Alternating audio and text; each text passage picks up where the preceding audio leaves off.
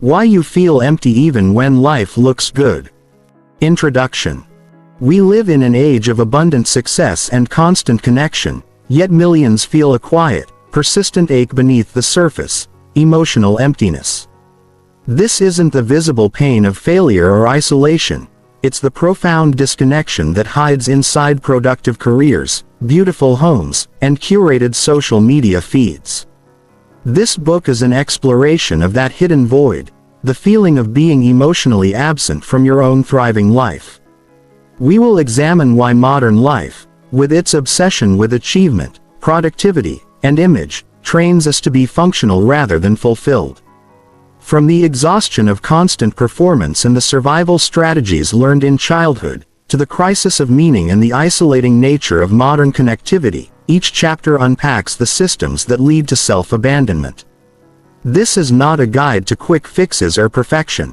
This is an invitation to honesty, to stop treating your pain as a personal failure and start recognizing it as communication. Healing begins not by escaping the emptiness, but by listening to what it is trying to tell you, and finally building a life that feels emotionally real. Chapter 1. The strange emptiness nobody talks about. The strange thing about emptiness is that it rarely looks empty from the outside. Most people imagine a hollow life as something obvious. They picture isolation, failure, chaos, or visible sadness. They imagine someone falling apart in public, someone whose pain announces itself loudly enough for the world to notice. But the deepest emptiness often hides inside beautiful apartments, successful careers, polished smiles, expensive vacations, long-term relationships, and carefully curated social media posts. It hides inside people who seem fine. Sometimes it hides inside people everyone envies. And that is what makes it so confusing. You wake up one morning and realize your life looks exactly like the life you once prayed for. The job exists. The salary exists. The apartment exists. The partner exists. The opportunities exist. The photos prove you are living well. Your parents are proud of you. Your friends think you are thriving. Strangers assume you have figured life out.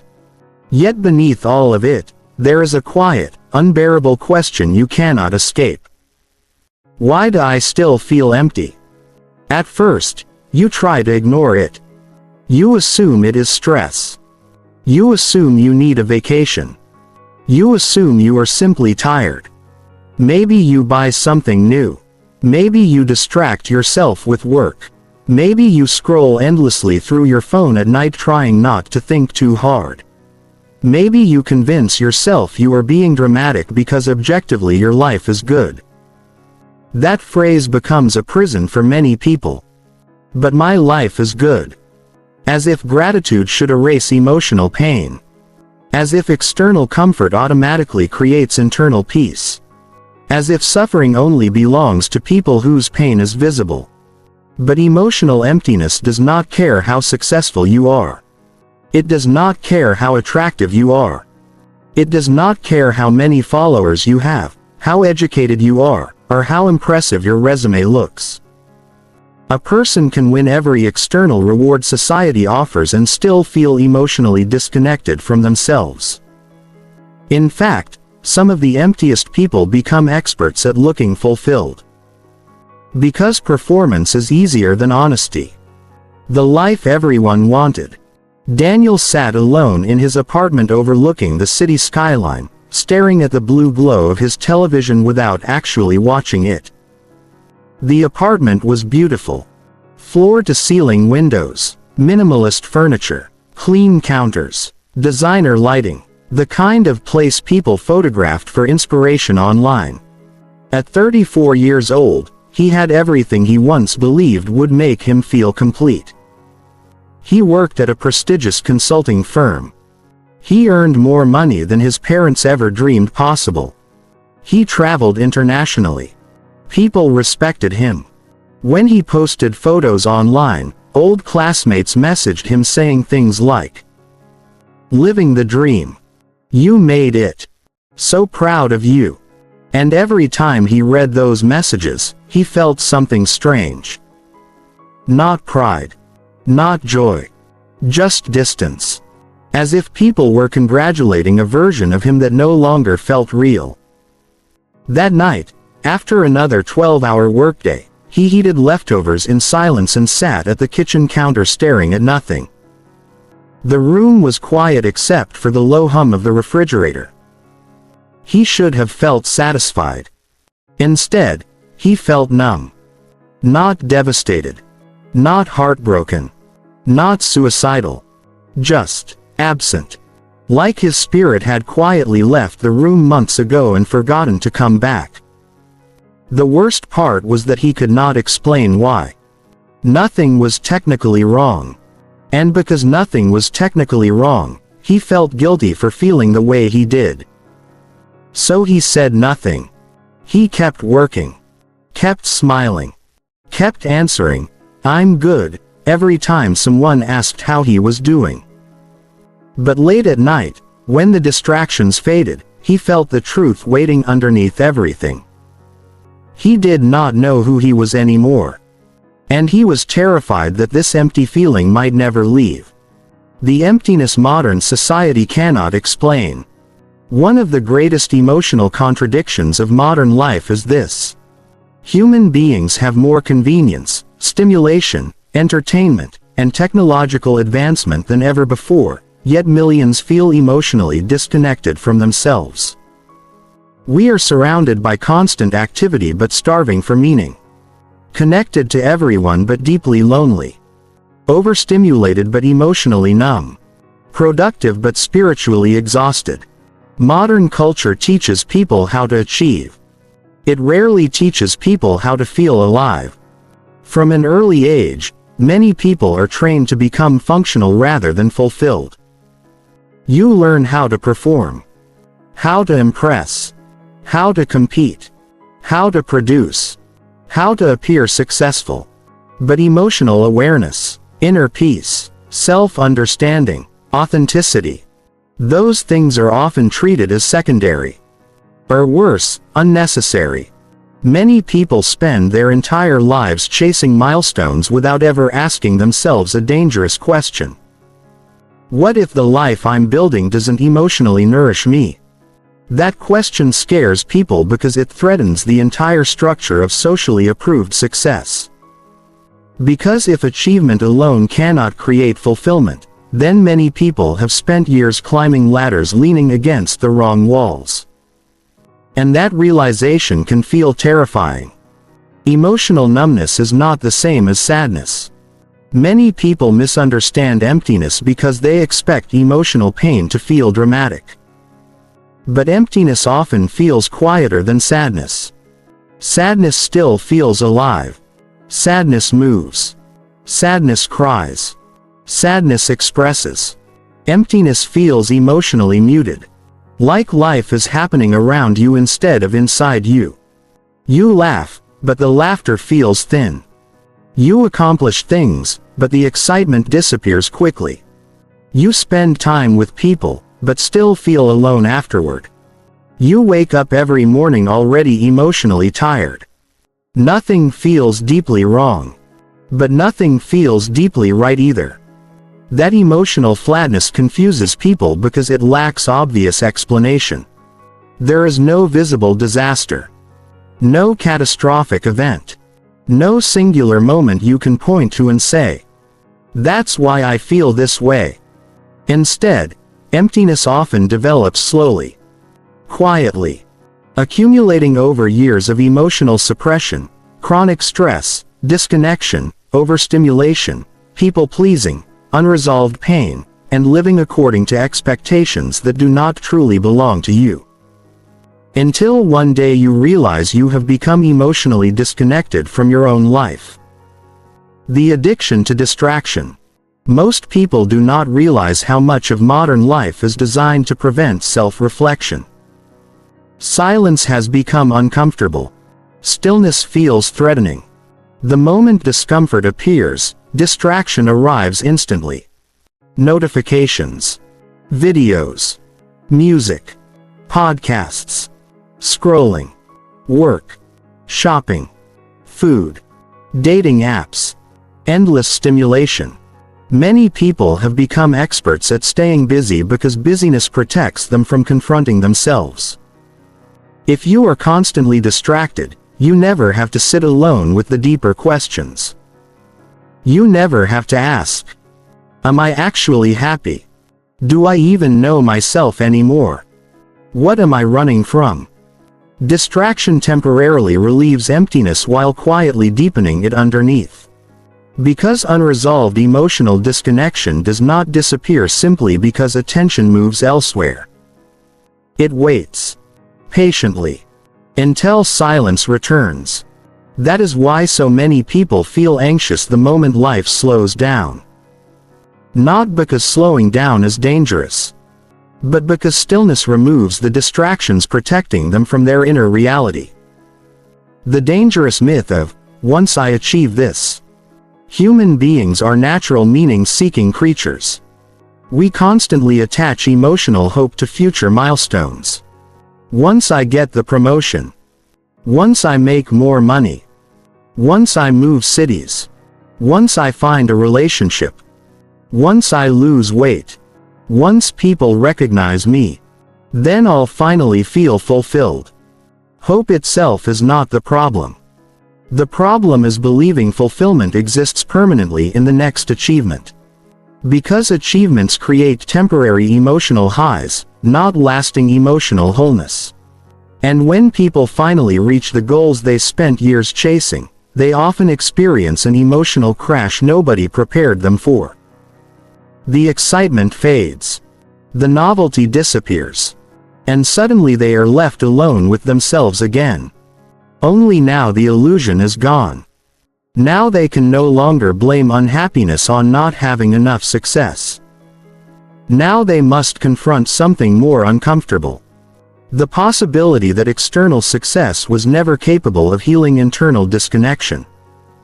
That realization can feel devastating. Because many people organize their entire identities around achievement. If success cannot save them emotionally, then what can? Why high achievers often feel empty. Some of the most emotionally exhausted people are high performers. Not because achievement itself is bad, but because achievement can become an emotional survival strategy. For many people, success is not just ambition. It is emotional compensation. A way to feel worthy, safe, respected, lovable, important. Some people learned very early in life that praise came through performance.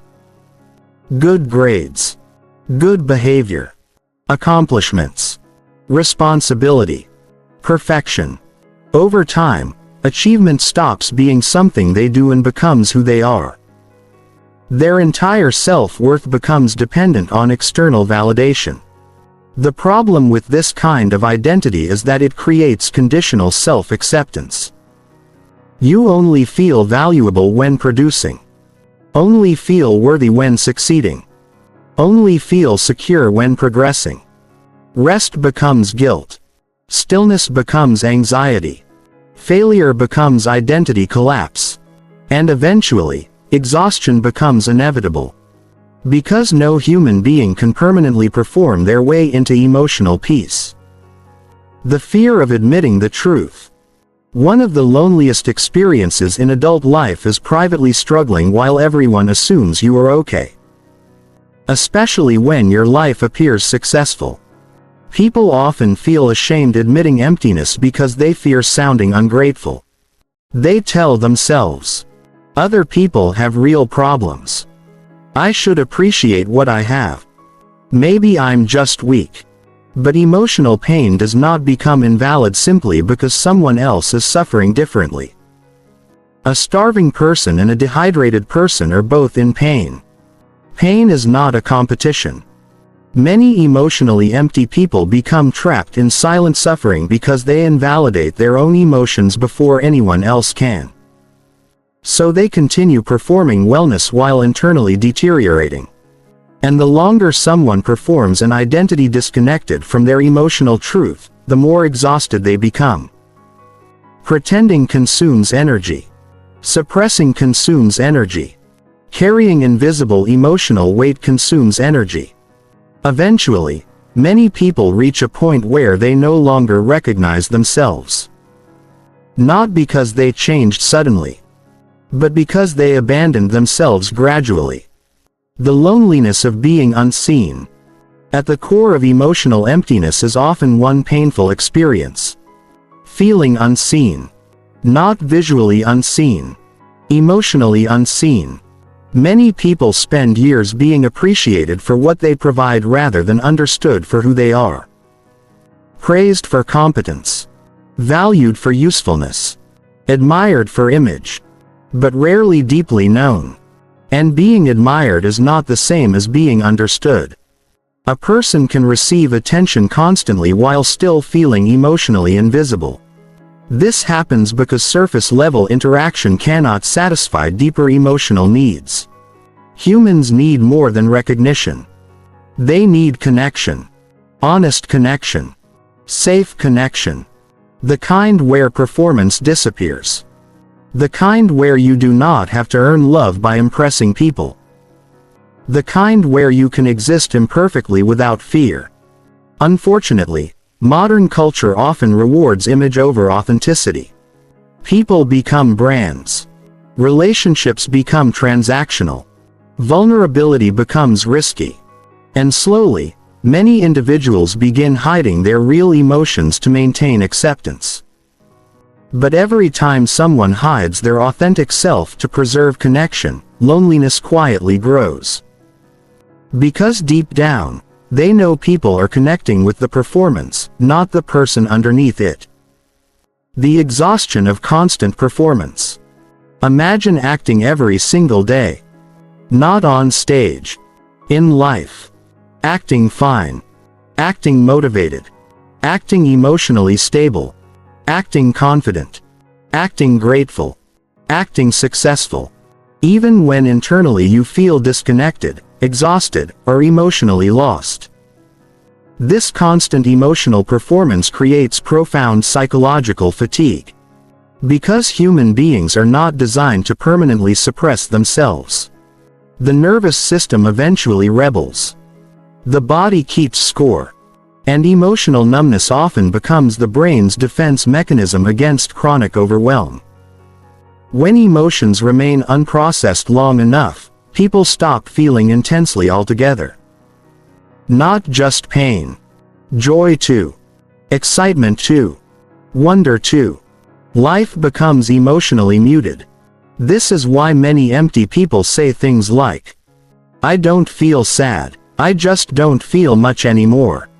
That sentence carries enormous emotional weight. Because the absence of feeling can become more frightening than pain itself. The hidden cost of being strong.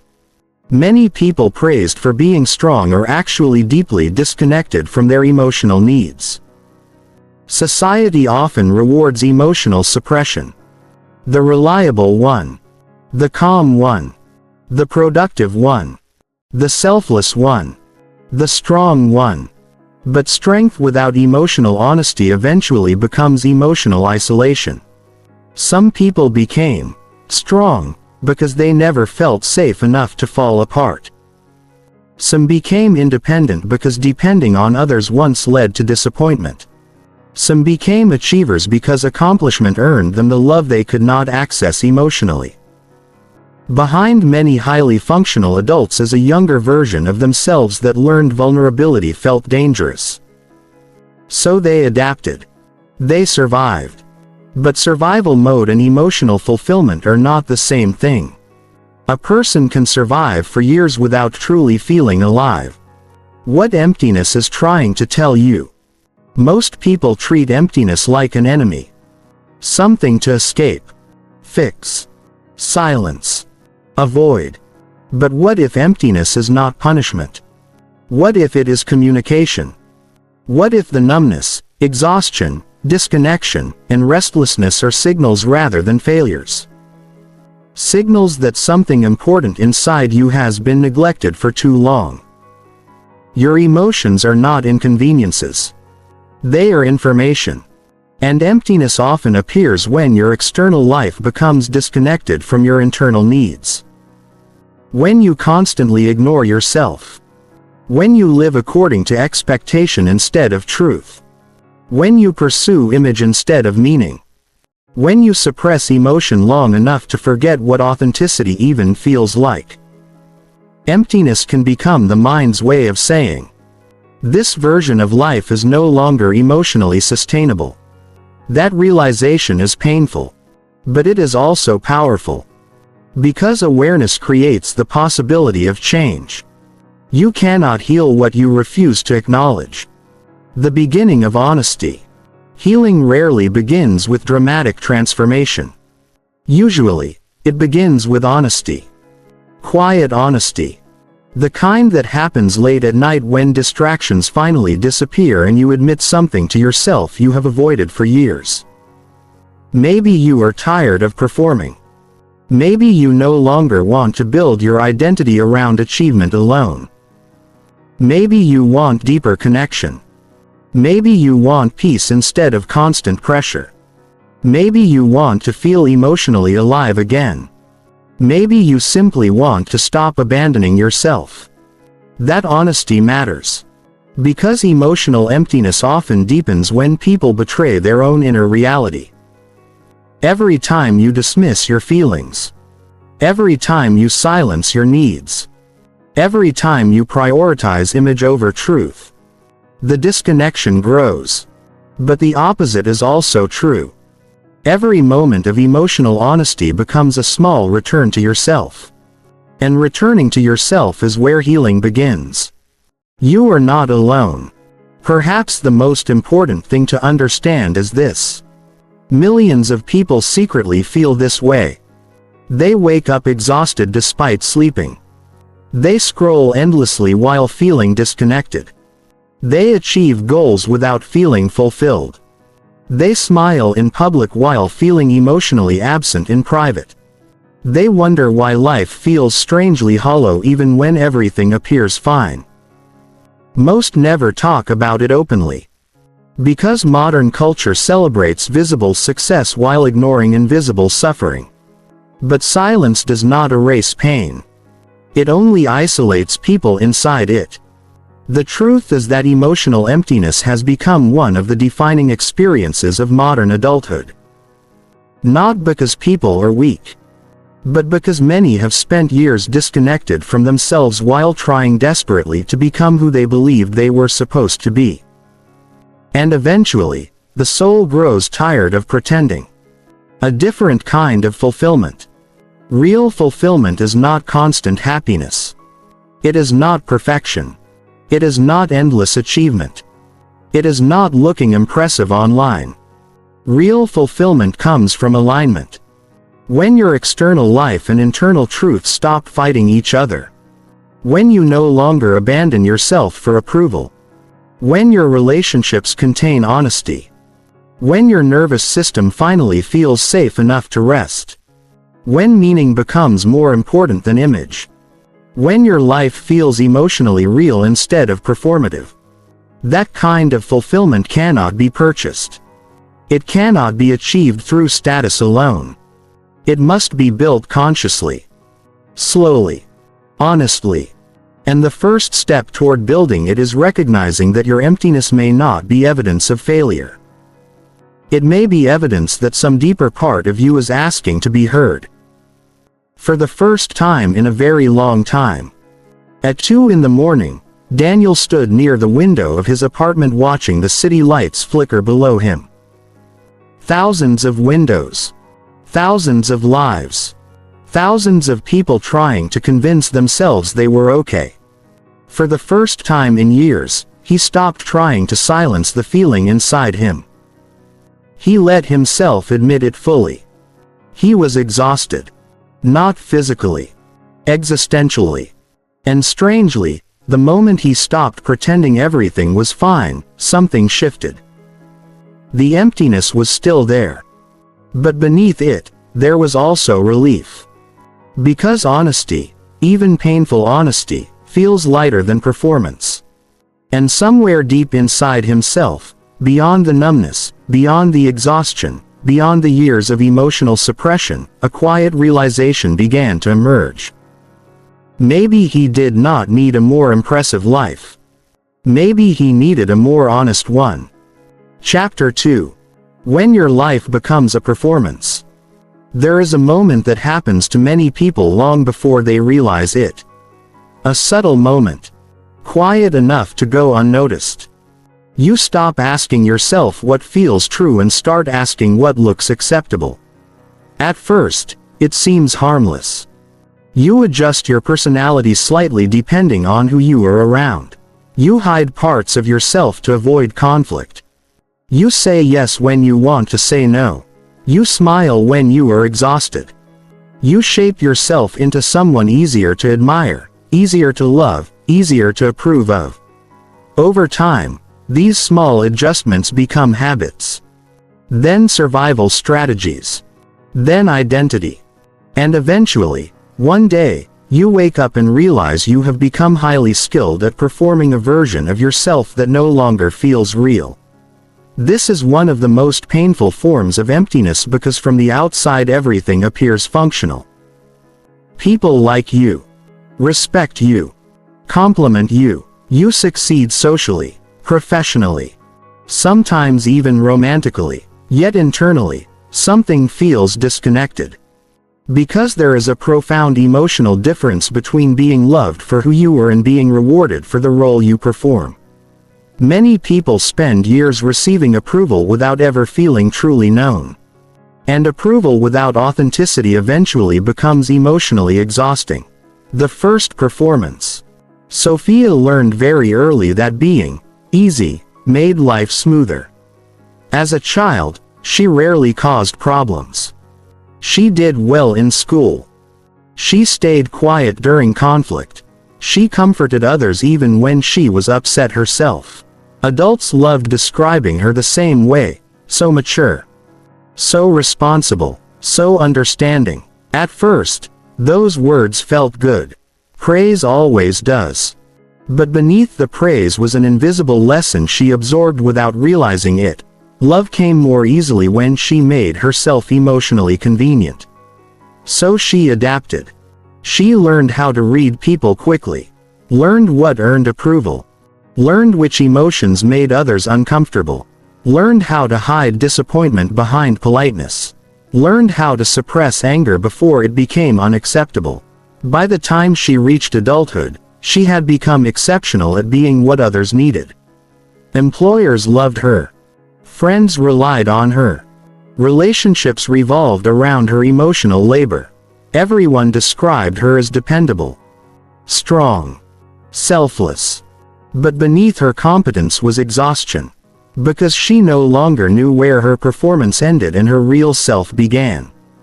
At 29 years old, she sat in the bathroom at a friend's engagement party staring at her reflection while muffled laughter echoed outside the door. Everyone believed she was happy. And technically, she should have been. Her career was stable. Her relationship looked healthy. Her social life appeared full. But internally, she felt emotionally absent from her own existence. Not because her life was terrible, but because she had spent so long managing other people's expectations that she no longer knew what she actually felt anymore. That is the danger of performance-based living. The longer you wear the mask, the harder it becomes to remember your original face. Why humans perform? Performance is not always manipulation. Often, it is protection. Human beings are deeply wired for belonging. Acceptance once meant survival. Rejection once meant danger. Because of this, many people unconsciously adapt themselves to secure approval, safety, or emotional connection. Children especially become experts at emotional adaptation. If a household rewards achievement, the child becomes exceptional. If vulnerability creates conflict, the child becomes emotionally guarded. If love feels conditional, the child learns to perform worthiness. These adaptations are intelligent survival responses. The problem begins when survival identities continue into adulthood long after the original emotional environment has changed. A person who learned to earn love through perfection may become chronically anxious. A person who learned emotional suppression may struggle with intimacy. A person who learned to prioritize others constantly may lose connection with themselves completely. The behaviors once designed to protect them begin quietly harming them. Yet because these patterns often create external success, society rewards them. The perfectionist gets promoted. The people pleaser becomes admired. The emotionally detached person appears strong. The overachiever looks successful. From the outside, the performance works beautifully. Inside, the person slowly disappears. The validation trap. Validation feels powerful because it temporarily relieves uncertainty. When someone praises you, notices you, desires you, or approves of you, your nervous system experiences a brief emotional reward. You feel seen, valued, important, wanted. There is nothing inherently wrong with enjoying validation. Human beings naturally need connection and recognition. The problem emerges when validation becomes the primary source of identity. When your sense of self depends entirely on external reactions, your emotional stability becomes fragile. Your worth rises and falls based on other people's opinions. Compliments become emotional oxygen. Criticism becomes emotional collapse. Social approval becomes addictive, and addiction always escalates. At first, small amounts of recognition feel satisfying. Later, they stop being enough. You need more achievement, more attention, more proof, more admiration, more evidence that you matter. This is why many highly successful people never feel secure internally. Because external validation can temporarily soothe insecurity but cannot permanently heal it. Validation tells you that others approve of you. It does not teach you how to approve of yourself. The social media illusion. Modern life has transformed identity into a public performance. Social media did not create insecurity, comparison, or validation-seeking behavior. But it amplified them dramatically. For most of human history, people compared themselves to relatively small social circles. Now people compare themselves to millions of carefully edited lives simultaneously. And comparison becomes psychologically devastating when people mistake curated performance for reality. Everyone displays highlights. Very few display emotional truth. People post celebrations more than loneliness. Achievements more than anxiety. Beauty more than emptiness. Connection more than conflict. As a result, many individuals quietly conclude, everyone else seems fulfilled. Why don't I? But the comparison itself is distorted. You are comparing your internal reality to someone else's external presentation. That comparison will always feel unfair. And because online identity often rewards visibility, many people unconsciously begin living for perception rather than experience. Moments become content. Experiences become performance. Happiness becomes branding. Even authenticity becomes strategically curated. Over time, some people stop asking, "Am I actually enjoying my life?" and begin asking, "Does my life appear impressive?" Those are radically different questions. One creates connection. The other creates performance. The exhaustion of being on. There is a unique kind of fatigue that comes from constantly managing how others perceive you. Monitoring your image. Filtering your emotions. Adjusting your personality. Maintaining likability. Remaining productive. Appearing emotionally stable. It creates chronic internal tension because your nervous system never fully relaxes. You are always performing somewhere. At work. Online. In relationships. In family dynamics. Even alone, many people continue mentally rehearsing the version of themselves they believe they should be. This performance-based existence creates profound disconnection because authenticity requires safety. And many adults do not feel emotionally safe enough to stop performing. They fear disappointing people. Fear rejection. Fear appearing weak. Fear becoming unlovable without achievement or usefulness. So they continue acting. Smiling through exhaustion. Functioning through burnout. Producing through emptiness. And because society rewards functionality, few people notice the emotional cost. Until eventually the person themselves can no longer ignore it. The difference between recognition and connection. One of the saddest emotional experiences is realizing you are deeply recognized but not deeply known. People know your accomplishments, your image, your role, your personality performance, but not your fears, not your loneliness, not the parts of you that ache quietly at night. Recognition satisfies the ego temporarily.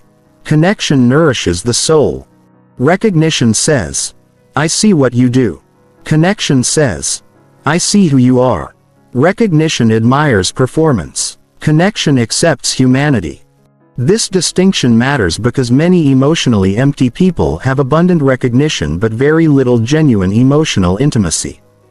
They are praised constantly yet still feel alone. Because applause is not intimacy.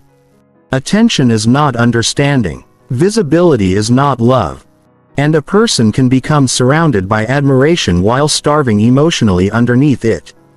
The fear of disappointing others. Many people remain trapped inside false versions of themselves because they fear what honesty might cost them. What if people stop liking me? What if my family disapproves? What if my identity changes? What if I disappoint everyone? These fears are powerful because belonging matters deeply to human beings. But constantly abandoning yourself to maintain acceptance creates another kind of suffering, self-betrayal. Every time you silence your truth to preserve approval, a small fracture forms internally. At first, those fractures seem manageable.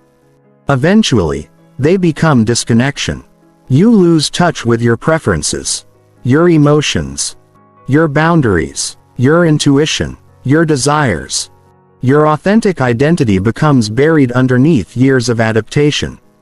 And many people reach adulthood having no idea what they genuinely want because their lives were organized around avoiding disappointment rather than pursuing alignment. Why perfectionism feels like safety. Perfectionism is often misunderstood. Many assume perfectionists are simply ambitious or detail-oriented. But beneath perfectionism is frequently fear. Fear of criticism. Fear of rejection. Fear of failure. Fear of inadequacy. For some people, perfection becomes an attempt to secure emotional safety. If they can perform flawlessly enough, maybe they will finally feel worthy. Maybe they will avoid abandonment. Maybe they will earn love consistently. The tragedy is that perfectionism creates impossible emotional standards. Nothing ever feels sufficient for long. Achievements lose emotional impact quickly because perfectionists immediately move the goalpost. The internal voice constantly whispers, "Not enough yet." This creates chronic emptiness because perfectionism prevents rest. It prevents satisfaction. It prevents presence. You cannot emotionally enjoy your life when your nervous system remains trapped in constant self-evaluation. And eventually, the pursuit of perfection drains all joy from achievement itself. The identity crisis beneath success. Many people experience profound emotional confusion after reaching goals they once desperately wanted. Not because the achievements were meaningless, but because they expected the achievement to transform their internal experience permanently. When that transformation does not happen, identity destabilizes. A lawyer becomes partner but still feels anxious. An entrepreneur becomes wealthy but still feels empty. An influencer gains attention but still feels lonely. A student reaches academic success but still feels emotionally disconnected. The mind immediately searches for explanation. Maybe I need more success. Maybe I need another goal. Maybe I'm still behind. So the cycle continues. Achievement after achievement. Milestone after milestone. Yet the emptiness remains because the deeper issue was never external achievement itself. It was internal disconnection. No amount of accomplishment can fully compensate for emotional abandonment. The cost of becoming what everyone wanted. Jordan spent most of his 20s becoming the exact person everyone admired. Disciplined. Successful. Charismatic. Driven. He built a business from nothing. Maintained peak physical fitness. Dressed sharply. Spoke confidently. People constantly asked him for advice. But privately, he felt trapped inside the identity he had created. Because maintaining the image required constant effort, he could never admit uncertainty. Never admit exhaustion. Never admit loneliness. The stronger everyone believed him to be, the more isolated he became emotionally. One night after a networking event, he sat in his car in complete silence long after everyone else had gone home. His phone buzzed constantly with messages. People praising him. Inviting him out. Congratulating him. Yet he felt profoundly alone. Not because nobody cared, but because nobody actually knew him anymore. Not even himself. He had spent years constructing a powerful identity while neglecting his emotional reality underneath it. And now he no longer knew how to separate the performance from the person. This happens more often than people realize. Success can become a beautifully decorated prison when your identity depends on maintaining it. The emotional cost of self-abandonment. Self-abandonment rarely feels dramatic in the moment. It happens quietly. Repeatedly. You ignore your exhaustion to keep producing. You tolerate disrespect to avoid conflict. You suppress emotion to remain likable. You say yes while internally screaming no. You dismiss your needs because other people's comfort feels more important. Over time, these small betrayals accumulate psychologically. And eventually, your mind and body begin responding. Through numbness. Burnout. Anxiety. Disconnection. Emptiness. Because human beings are not designed to live permanently disconnected from themselves. Your emotional system eventually signals that something is wrong. Not to punish you, but to protect you. Emptiness often emerges when the distance between your performed identity and authentic self becomes too large to sustain. Returning to yourself. The solution to emptiness is not necessarily abandoning your career, changing your entire life overnight, or escaping society completely. The deeper work begins internally. With honesty. With awareness. With recognizing the roles you perform automatically. Many people have never truly asked themselves, what do I actually feel? What do I genuinely want? What parts of myself have I hidden for acceptance? Who am I when nobody needs anything from me? These questions can feel uncomfortable because authenticity often requires grieving the identity you built for survival. But healing begins when performance ends. Not all at once. Slowly. You start noticing when you betray your own emotions. Start recognizing where your identity depends on validation. Start questioning the exhausting pressure to constantly appear impressive. Start allowing yourself to exist imperfectly. Authenticity is not about becoming reckless or selfish. It is about becoming emotionally honest. And emotional honesty creates the foundation for real fulfillment. Because the soul cannot feel deeply nourished by a life built entirely around performance. The courage to be real. Living authentically sounds simple in theory. In reality, it requires courage. Courage to disappoint people sometimes. Courage to set boundaries. Courage to admit uncertainty. Courage to stop performing invulnerability.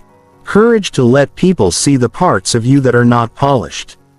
Many people fear authenticity because they assume vulnerability weakens connection. But genuine intimacy only becomes possible when performance softens. No one can deeply know a mask. Real connection requires emotional truth. And although authenticity may reduce superficial approval, it deepens meaningful connection. The people who truly love you cannot connect with the version of you designed solely to please everyone else. They can only connect with the real person underneath it. A quiet realization. That evening, Sophia returned home after another exhausting social gathering. She stood in front of her bathroom mirror removing makeup slowly while staring at her reflection. For years she had optimized herself for acceptance. Carefully measured words. Carefully controlled emotions. Carefully maintained likability. She had become so skilled at anticipating others' needs that she no longer recognized her own. And suddenly a painful thought surfaced. What if the emptiness comes from never truly being myself? The question frightened her. But it also felt strangely liberating. Because for the first time, she understood something important. Her exhaustion was not weakness. It was the natural consequence of carrying a performance for too long. And perhaps healing would not come from becoming more impressive. Perhaps it would come from finally becoming real. Chapter 3. The childhood wounds you thought you outgrew. Most emotional emptiness does not begin in adulthood. Adulthood simply exposes it. The exhaustion. The numbness. The constant need for validation. The fear of rejection. The inability to rest. The feeling that nothing is ever enough. These patterns often have roots much deeper than people realize. Because long before adults become disconnected from themselves, many children learn that certain emotions are unsafe, certain needs are inconvenient, and certain parts of themselves must be hidden to receive love, approval, or stability. Children are emotionally adaptive. They learn quickly. Not through lectures, but through repeated emotional experiences. A child who receives affection only when performing well learns achievement equals worth. A child ignored during emotional distress learns vulnerability is dangerous. A child raised around instability learns hypervigilance. A child criticized constantly learns perfectionism. A child forced to become emotionally independent too early learns self-reliance while secretly craving care. These adaptations help children survive emotionally. But survival strategies carried into adulthood often become invisible prisons. Many adults who feel empty are not broken. They are exhausted from living inside patterns created years ago to protect themselves emotionally. And perhaps the saddest part is this. Many people never realize they are still carrying wounds they thought they had already outgrown. The children who learn to be easy. Ethan was 8 years old the first time he realized his emotions made adults uncomfortable. His father worked constantly and returned home emotionally unavailable. His mother was overwhelmed, anxious, and unpredictable. Whenever Ethan cried, the atmosphere in the house changed immediately. His mother became irritated. His father withdrew further. So Ethan learned something quietly. Being emotional created tension.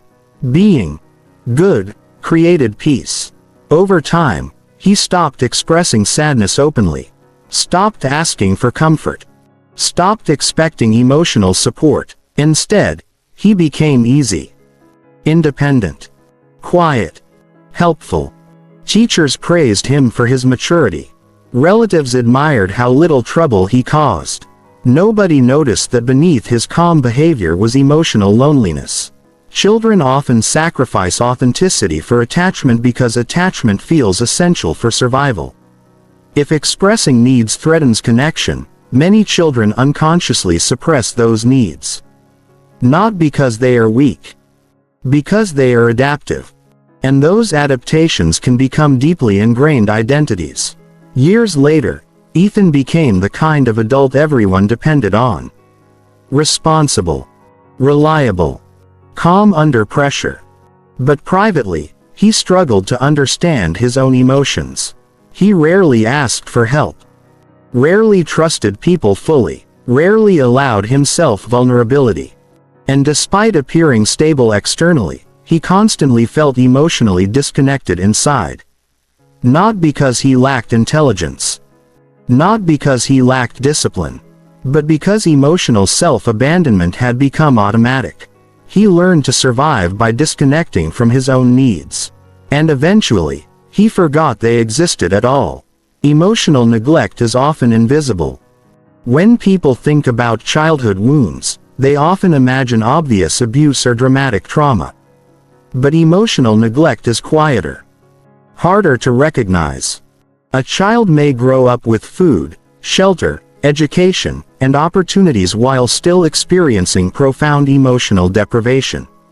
Emotional neglect happens when a child's inner emotional world is consistently ignored, minimized, dismissed, or unsupported.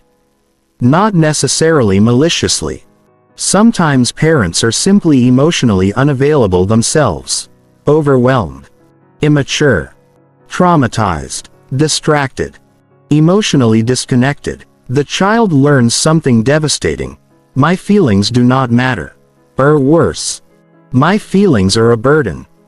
This creates adults who struggle to identify their own emotional needs because they spent years disconnecting from them.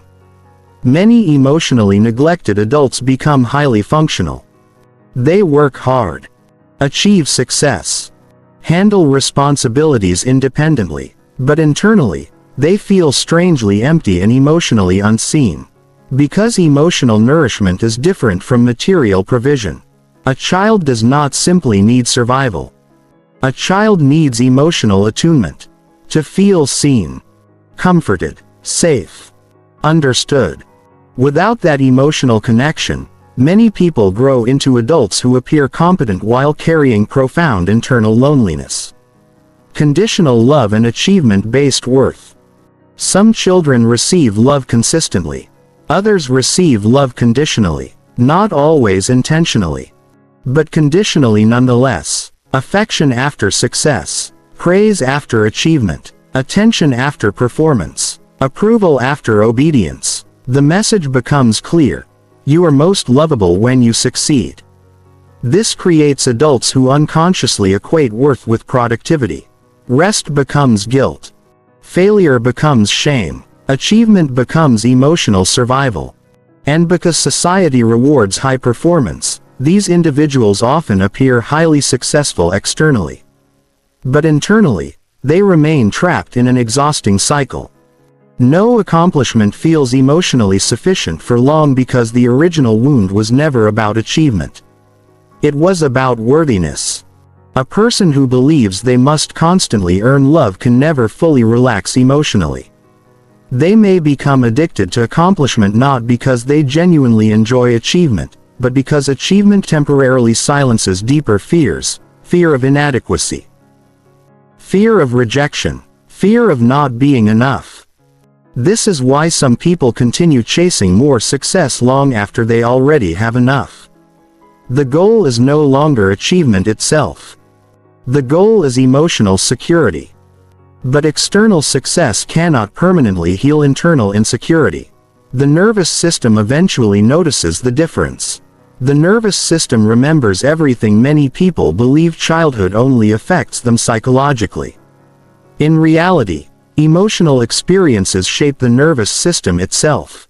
A child raised around unpredictability may develop chronic hypervigilance.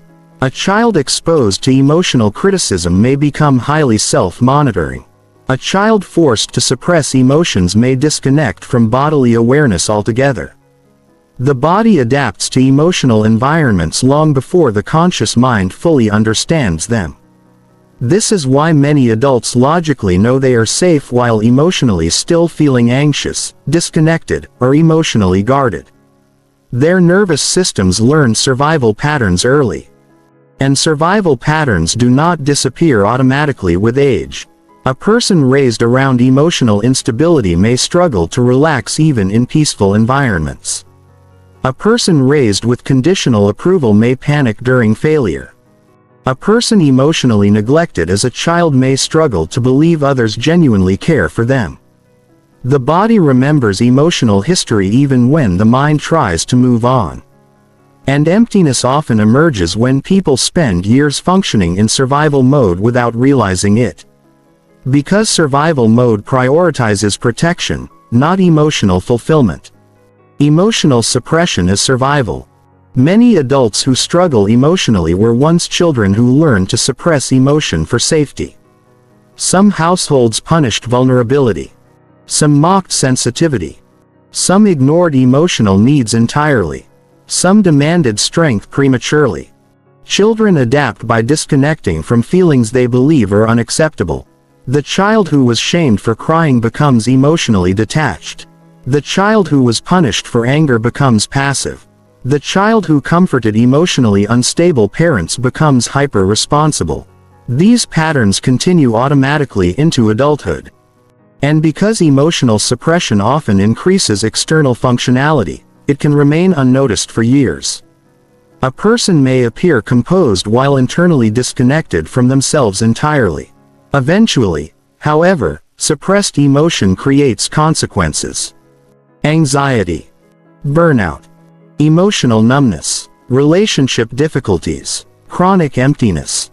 Because emotions do not disappear when ignored, they become stored tension. And the longer people remain disconnected from themselves emotionally, the more difficult genuine fulfillment becomes. Why high achievers often feel empty. Many high achievers were emotionally adaptive children. Achievement gave them identity, structure, praise, recognition, control. For some, success became the safest way to secure love and avoid criticism.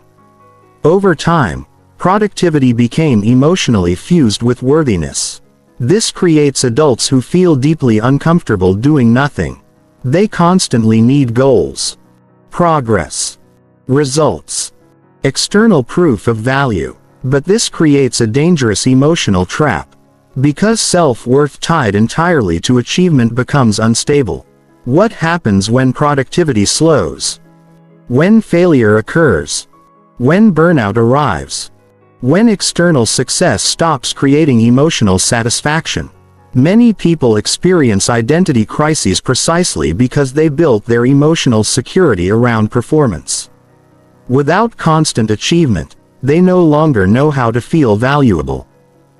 And eventually, exhaustion replaces fulfillment. Not because ambition is wrong, but because no human being can permanently earn enough success to compensate for emotional wounds that require healing instead of performance. The adult who never feels safe enough. Maya appeared confident to everyone around her. She was successful professionally, socially intelligent, attractive, and admired. But internally, she constantly felt emotionally unsafe. Minor criticism devastated her. Unanswered messages triggered anxiety. Conflict felt unbearable. Silence made her overthink. She became emotionally dependent on reassurance while simultaneously struggling to trust it. Deep down, she feared abandonment constantly, though she rarely admitted it aloud. As a child, Maya's home life had been emotionally unpredictable. Her father alternated between affection and emotional distance. Her mother's moods controlled the emotional climate of the household. Love felt inconsistent. Attention felt unstable. As a result, Maya learned to monitor people constantly, to anticipate emotional shifts, to become highly sensitive to rejection. As an adult, those same patterns continued automatically. Even in healthy environments, her nervous system expected instability. She confused emotional unpredictability with love because unpredictability felt familiar. This is one of the hidden tragedies of unresolved childhood wounds.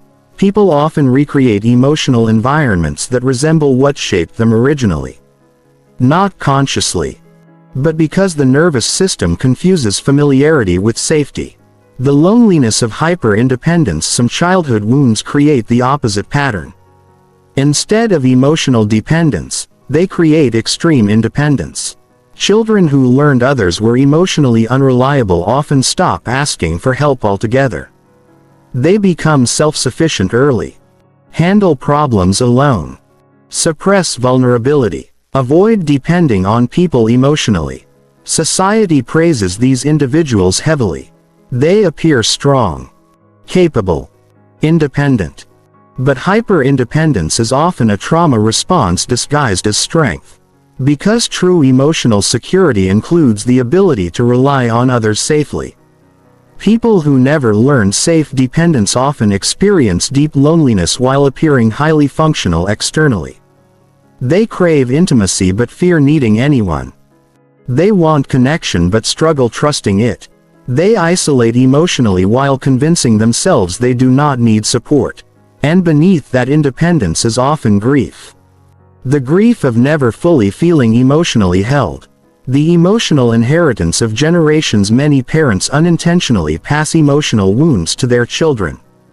Not because they are cruel, but because unhealed pain tends to repeat itself. Emotionally neglected parents may struggle providing emotional attunement.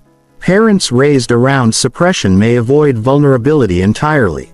Parents shaped by survival mode may prioritize achievement over emotional connection. Trauma echoes through generations quietly. Through emotional habits, communication patterns, attachment styles, silence, fear, conditional approval. Many adults eventually realize they inherited emotional survival strategies from people who inherited them too. This realization can create compassion. Not excuse harmful behavior, but understanding.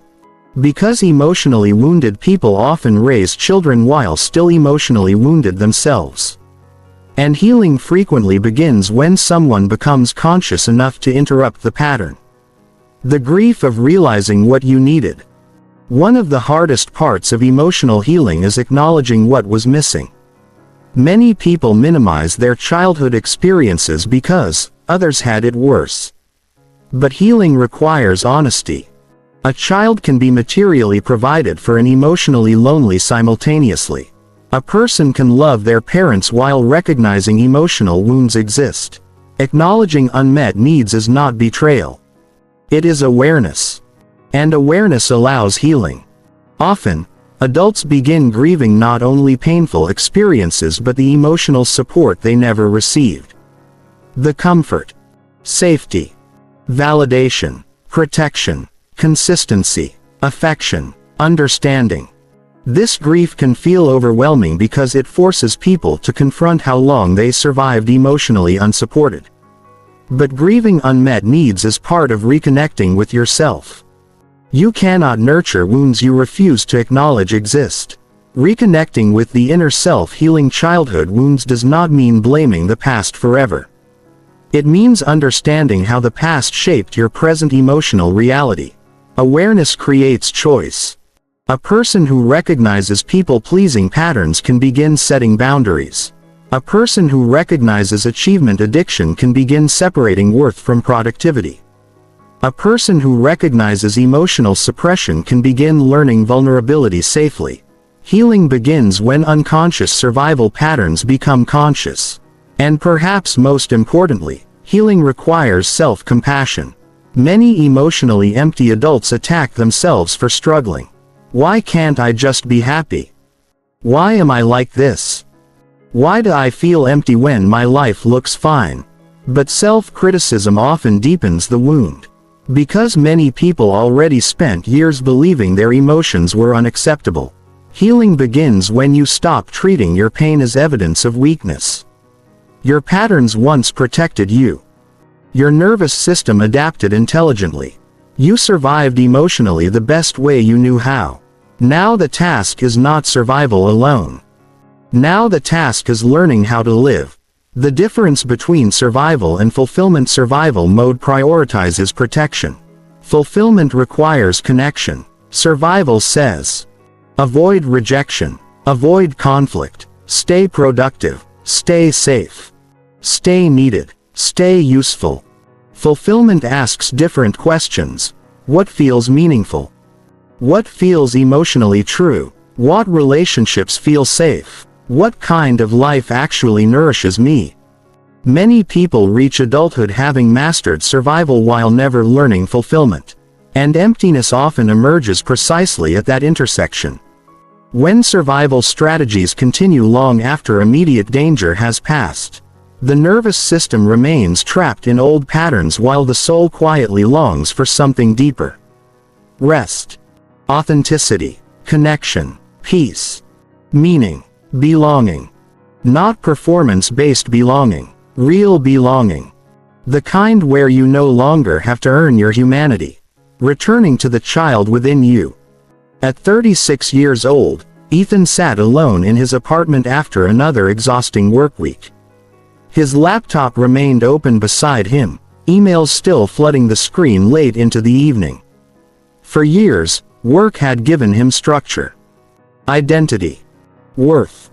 But lately, even success felt emotionally empty. And for the first time, he stopped distracting himself long enough to ask a difficult question: when did I stop feeling emotionally connected to myself? The answer arrived quietly.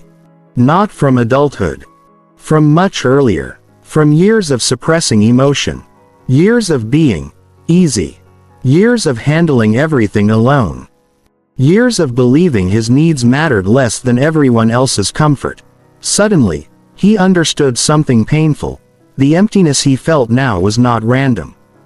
It was accumulated disconnection. A lifetime of self-abandonment disguised as strength. And strangely, the realization did not make him feel weaker. It made him feel human. Because for the first time, he saw his pain not as personal failure but as emotional history asking to be acknowledged. Healing, he realized, might not require becoming someone new. It might require finally giving himself what he needed all along: permission to exist fully. Not just function. Chapter 4. The burnout nobody sees. There is a kind of exhaustion that sleep does not fix. You can take vacations, sleep 8 hours, spend entire weekends resting, and still wake up feeling emotionally depleted. Not lazy. Not unmotivated. Just drained in a way that feels difficult to explain. Many people experiencing burnout do not recognize it immediately because they associate burnout only with overwork. But burnout is deeper than physical tiredness. It is emotional erosion. A gradual depletion of energy, meaning, connection, and internal stability caused by chronic pressure without genuine recovery. And in modern life, burnout has become normalized to the point where many people mistake survival mode for ambition. Constant stress becomes productivity. Overworking becomes discipline. Emotional suppression becomes professionalism. Exhaustion becomes adulthood. People proudly describe themselves as busy while privately collapsing inside. They move through life overstimulated, emotionally disconnected, and perpetually fatigued while convincing themselves this is simply what successful living requires. But human beings were not designed to exist under endless psychological pressure. Eventually, the mind and body begin signaling distress. And one of the most common signals is emptiness. Because when the nervous system becomes overwhelmed long enough, it starts shutting down emotional depth to conserve energy. Not because you stopped caring, but because your internal system became exhausted from carrying too much for too long. The day everything felt heavy. Nina used to love mornings. There was a time when she woke up energized, full of plans, eager to move through life. Now she woke up tired before the day even began. At 31, she had built a life many people admired. A respected career in marketing. A beautiful apartment. Financial independence. A carefully organized routine. From the outside, everything looked stable. But internally, every task felt heavier than it should. Simple emails exhausted her. Phone notifications created anxiety. Even small decisions felt mentally overwhelming. She found herself staring blankly at her computer screen multiple times a day, unable to focus despite mounting deadlines. At night, she scrolled endlessly through social media not because she enjoyed it, but because silence felt unbearable. Her mind never truly rested. Even during downtime, she felt emotionally tense. As if her nervous system had forgotten how to relax. Friends told her she just needed a vacation. So she took one. For 5 days she sat beside the ocean trying desperately to feel restored. But underneath the temporary calm, the exhaustion remained. Because the problem was not simply lack of rest. The problem was that her entire life had become emotionally unsustainable. And somewhere deep inside herself, Nina already knew it.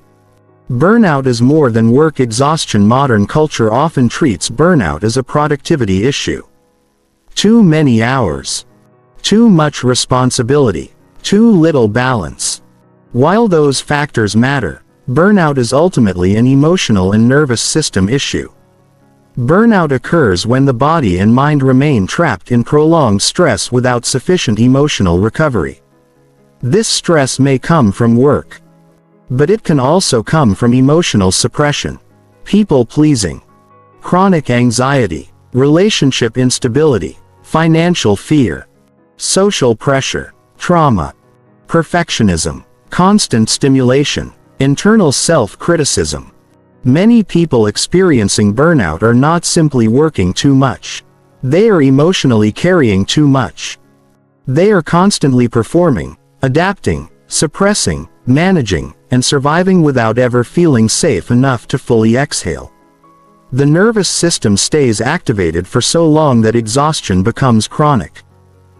And eventually, emotional numbness begins appearing as a defense mechanism. Because the brain cannot sustain high emotional intensity indefinitely. When overwhelm becomes constant, emotional shutdown often follows. This is why many burned-out individuals stop feeling excitement, joy, creativity, or emotional presence. Not because they are incapable of happiness, but because their internal systems are overloaded. The addiction to busyness. Busyness has become one of the most socially rewarded forms of avoidance. People wear exhaustion like evidence of importance. The busier you are, the more valuable you appear. The more overwhelmed you are, the more productive you seem. Some people no longer know who they are outside of being busy. Stillness feels unfamiliar, even threatening. Because busyness does something psychologically powerful, it prevents self-confrontation. When your schedule remains constantly full, you rarely have to sit alone with uncomfortable emotions. You do not have to examine loneliness, meaninglessness, relationship dissatisfaction, emotional disconnection, inner emptiness. Activity becomes emotional anesthesia, and modern society provides endless opportunities for distraction. Notifications, meetings, emails, streaming platforms, social media, podcasts, deadlines, constant stimulation. Many people remain in motion not because movement fulfills them, but because stopping forces them to feel what they have been avoiding. This creates a dangerous cycle. The more emotionally disconnected someone becomes, the more they often rely on busyness to escape themselves. And the more they escape themselves, the emptier they feel underneath. Productivity is identity. For some people, productivity is not simply behavior. It is identity. They feel valuable when producing, safe when achieving, worthy when progressing. Without constant accomplishment, anxiety appears quickly. Rest feels uncomfortable. Slowing down creates guilt. Doing nothing feels emotionally dangerous. This pattern often develops in environments where worth became tied to performance. Children praised primarily for achievement frequently grow into adults who struggle separating self-worth from productivity. The nervous system becomes conditioned to associate achievement with emotional safety. As a result, many high-functioning adults unconsciously overwork not because they genuinely want endless productivity, but because productivity temporarily relieves deeper emotional discomfort. When they stop working, unresolved emotions surface. Fear, loneliness, emptiness, insecurity. So they continue moving, continue producing, continue exhausting themselves. And because society rewards productivity so heavily, the behavior often appears admirable externally. until the internal collapse becomes impossible to ignore.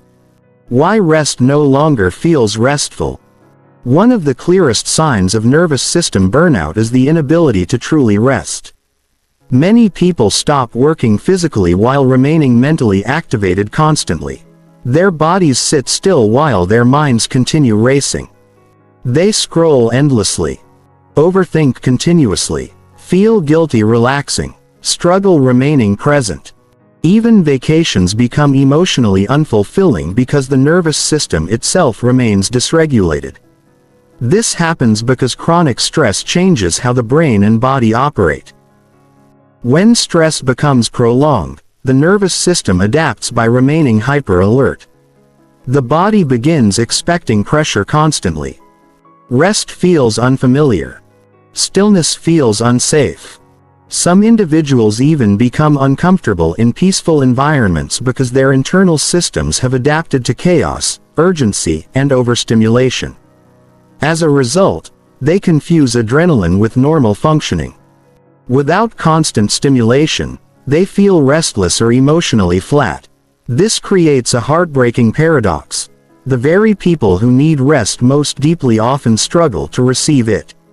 Not because they are weak, but because their nervous systems no longer remember how. Dopamine overload and emotional numbness. Modern life bombards the brain with continuous stimulation. Short videos, notifications, music, breaking news, infinite scrolling, instant gratification. The brain receives more stimulation in a single day than previous generations often experienced in weeks. This overstimulation affects emotional regulation profoundly. When the brain becomes accustomed to constant novelty and dopamine spikes, ordinary life begins feeling emotionally muted. Quiet moments lose emotional richness. Patience decreases. Attention fragments. Deep presence becomes difficult. Many people unconsciously train themselves to need constant stimulation simply to avoid emotional discomfort. But overstimulation creates emotional exhaustion. And emotional exhaustion eventually leads to numbness. The nervous system becomes fatigued from processing endless input. This is one reason many people feel emotionally detached despite constantly consuming entertainment. Stimulation is not nourishment. Distraction is not restoration. The mind may remain occupied while the soul grows increasingly empty underneath. The body keeps sending signals. Long before burnout fully collapses someone emotionally, the body usually whispers warnings. Fatigue, brain fog, insomnia, digestive issues, muscle tension, irritability, emotional sensitivity, lack of motivation, anxiety, difficulty concentrating, loss of joy. But many people ignore these signals repeatedly because modern culture encourages functioning through pain. Push harder. Keep going. Stay productive. Do not fall behind. Rest later. The problem is that ignored stress accumulates. The nervous system absorbs it. The body stores it. And eventually, emotional depletion reaches a breaking point. Burnout rarely arrives suddenly. It develops gradually through chronic self-neglect, through repeatedly overriding the body's need for recovery, through treating yourself like a machine instead of a human being. And eventually the system protests. Not to punish you, to protect you. The burnout of emotional labor. Not all exhaustion comes from professional pressure. Many people are emotionally burned out from constantly carrying others. The friend everyone depends on. The partner managing everyone's emotions. The parent sacrificing endlessly. The employee absorbing workplace tension. The caretaker who never receives care. Emotional labor consumes enormous psychological energy, especially when someone suppresses their own needs while tending constantly to others. People who struggle with boundaries often become emotionally depleted because they feel responsible for everyone else's emotional stability. They absorb stress continuously, monitor others' moods constantly, prioritize others' comfort automatically. Over time, this creates deep exhaustion. Not because caring is wrong, but because self-abandonment is unsustainable. A person cannot pour endlessly from an empty emotional system. Eventually, depletion arrives. And many emotionally exhausted individuals quietly resent the very people they spent years trying to please because their own unmet needs remained ignored for too long. The loneliness inside burnout. Burnout is often profoundly isolating.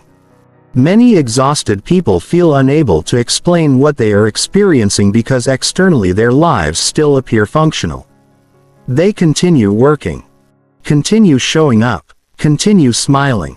But internally they feel emotionally detached from themselves and others. Conversations feel draining.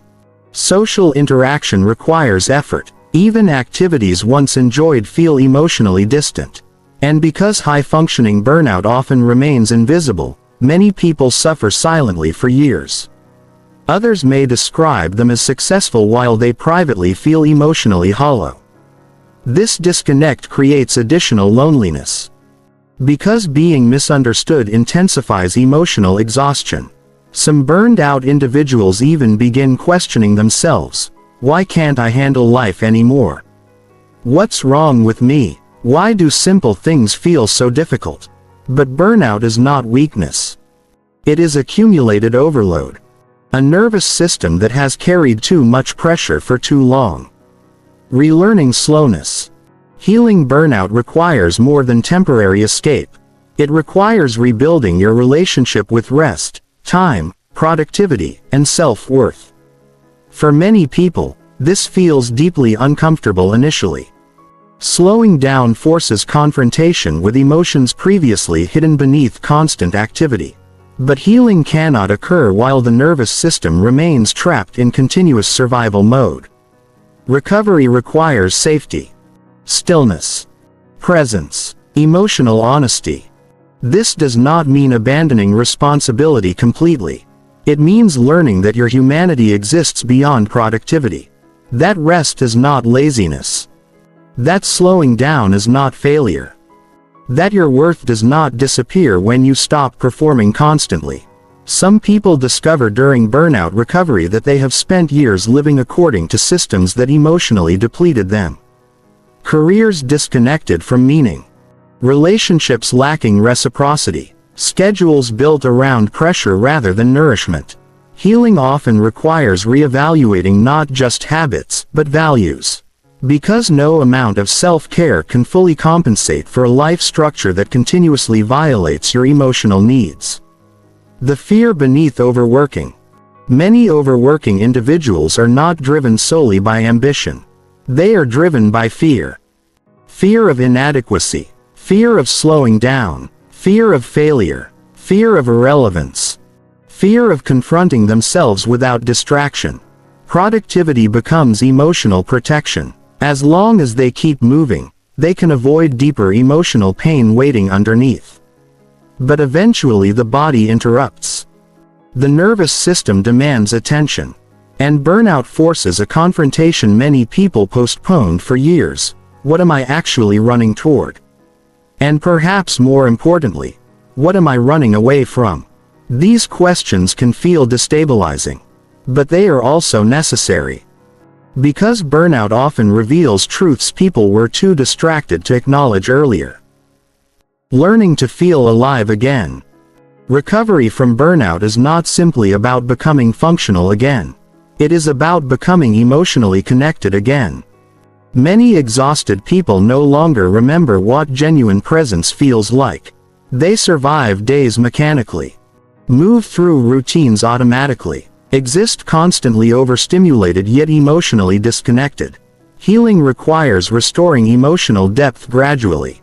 Simple moments, real rest, unhurried conversation, silence without panic, time in nature, creative expression, emotional honesty, human connection without performance. At first, these experiences may feel unfamiliar, even uncomfortable. But slowly, the nervous system begins relearning safety. The body begins softening. The mind begins quieting. And emotional aliveness slowly returns. Not instantly, but gradually. Like a part of you waking up after years of exhaustion. The moment Nina stopped pretending one evening, Nina sat alone at her kitchen table long after midnight. Her laptop remained open beside untouched coffee gone cold hours earlier. Emails continued arriving. Deadlines continued approaching. But for the first time in years, she could not force herself to keep going. She stared at the screen feeling completely empty. Not emotional. Not dramatic. Just profoundly depleted. And suddenly she realized something terrifying. She could no longer remember the last time she truly felt alive instead of merely functional. For years she had called her exhaustion ambition. Called her anxiety discipline. Called her emotional suppression professionalism. But beneath all of it, she was deeply burned out. Not only from work. From performance. From pressure. From constant internal tension. From living disconnected from her own emotional needs. Tears filled her eyes unexpectedly. Not because everything was falling apart, but because she finally stopped pretending she was okay. And somewhere underneath the exhaustion, a quieter realization began emerging. Maybe healing would not begin by pushing harder. Maybe it would begin by finally allowing herself to rest. Not just physically. Emotionally. Chapter 5. Loneliness. In the most connected era in history, there are people who spend entire days talking to others yet still feel emotionally alone. People surrounded by friends who secretly feel unseen. People lying beside romantic partners while internally disconnected. People constantly messaging, posting, replying, reacting, scrolling, and communicating, yet privately starving for genuine intimacy. This is one of the strangest contradictions of modern life. Human beings have never been more connected technologically, yet emotional loneliness has become one of the defining experiences of our time. Because connection and closeness are not the same thing. Access is not intimacy. Attention is not understanding. And constant communication cannot replace emotional safety. Many people today live socially visible lives while remaining emotionally hidden.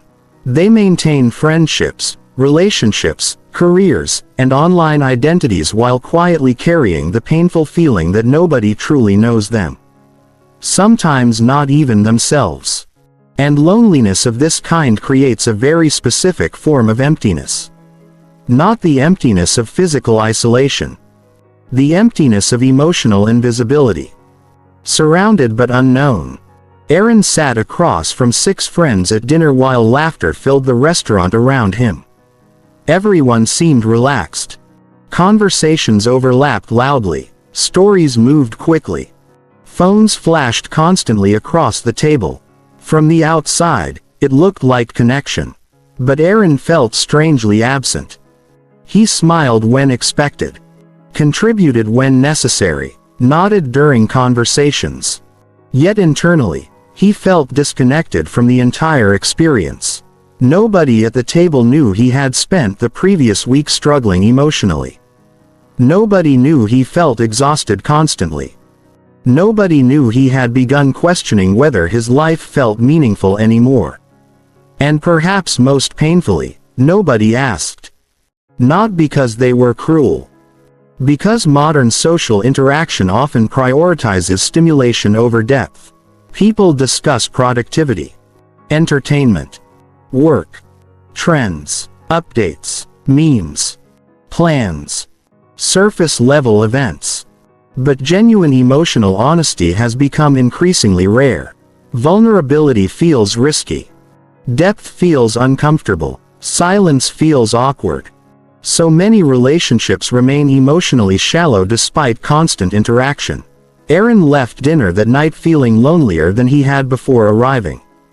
Because loneliness intensifies when surrounded by people who only know your surface.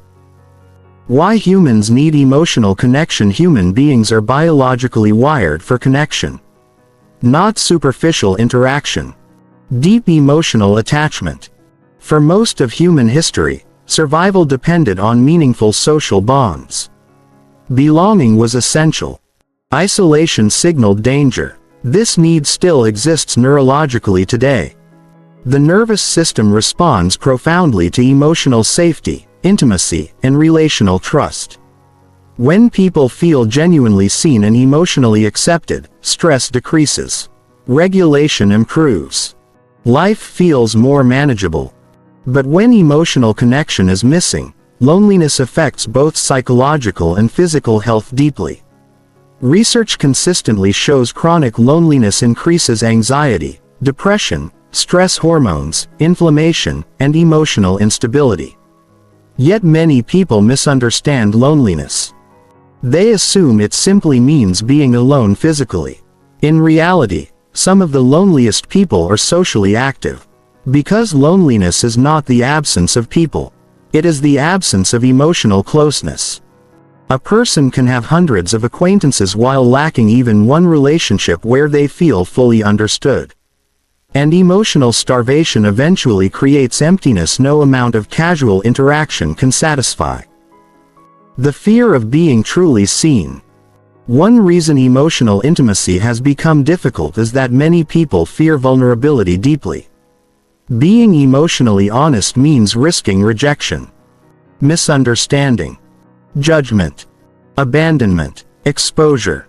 For individuals who learned early that vulnerability was unsafe, emotional openness can feel terrifying. So they perform.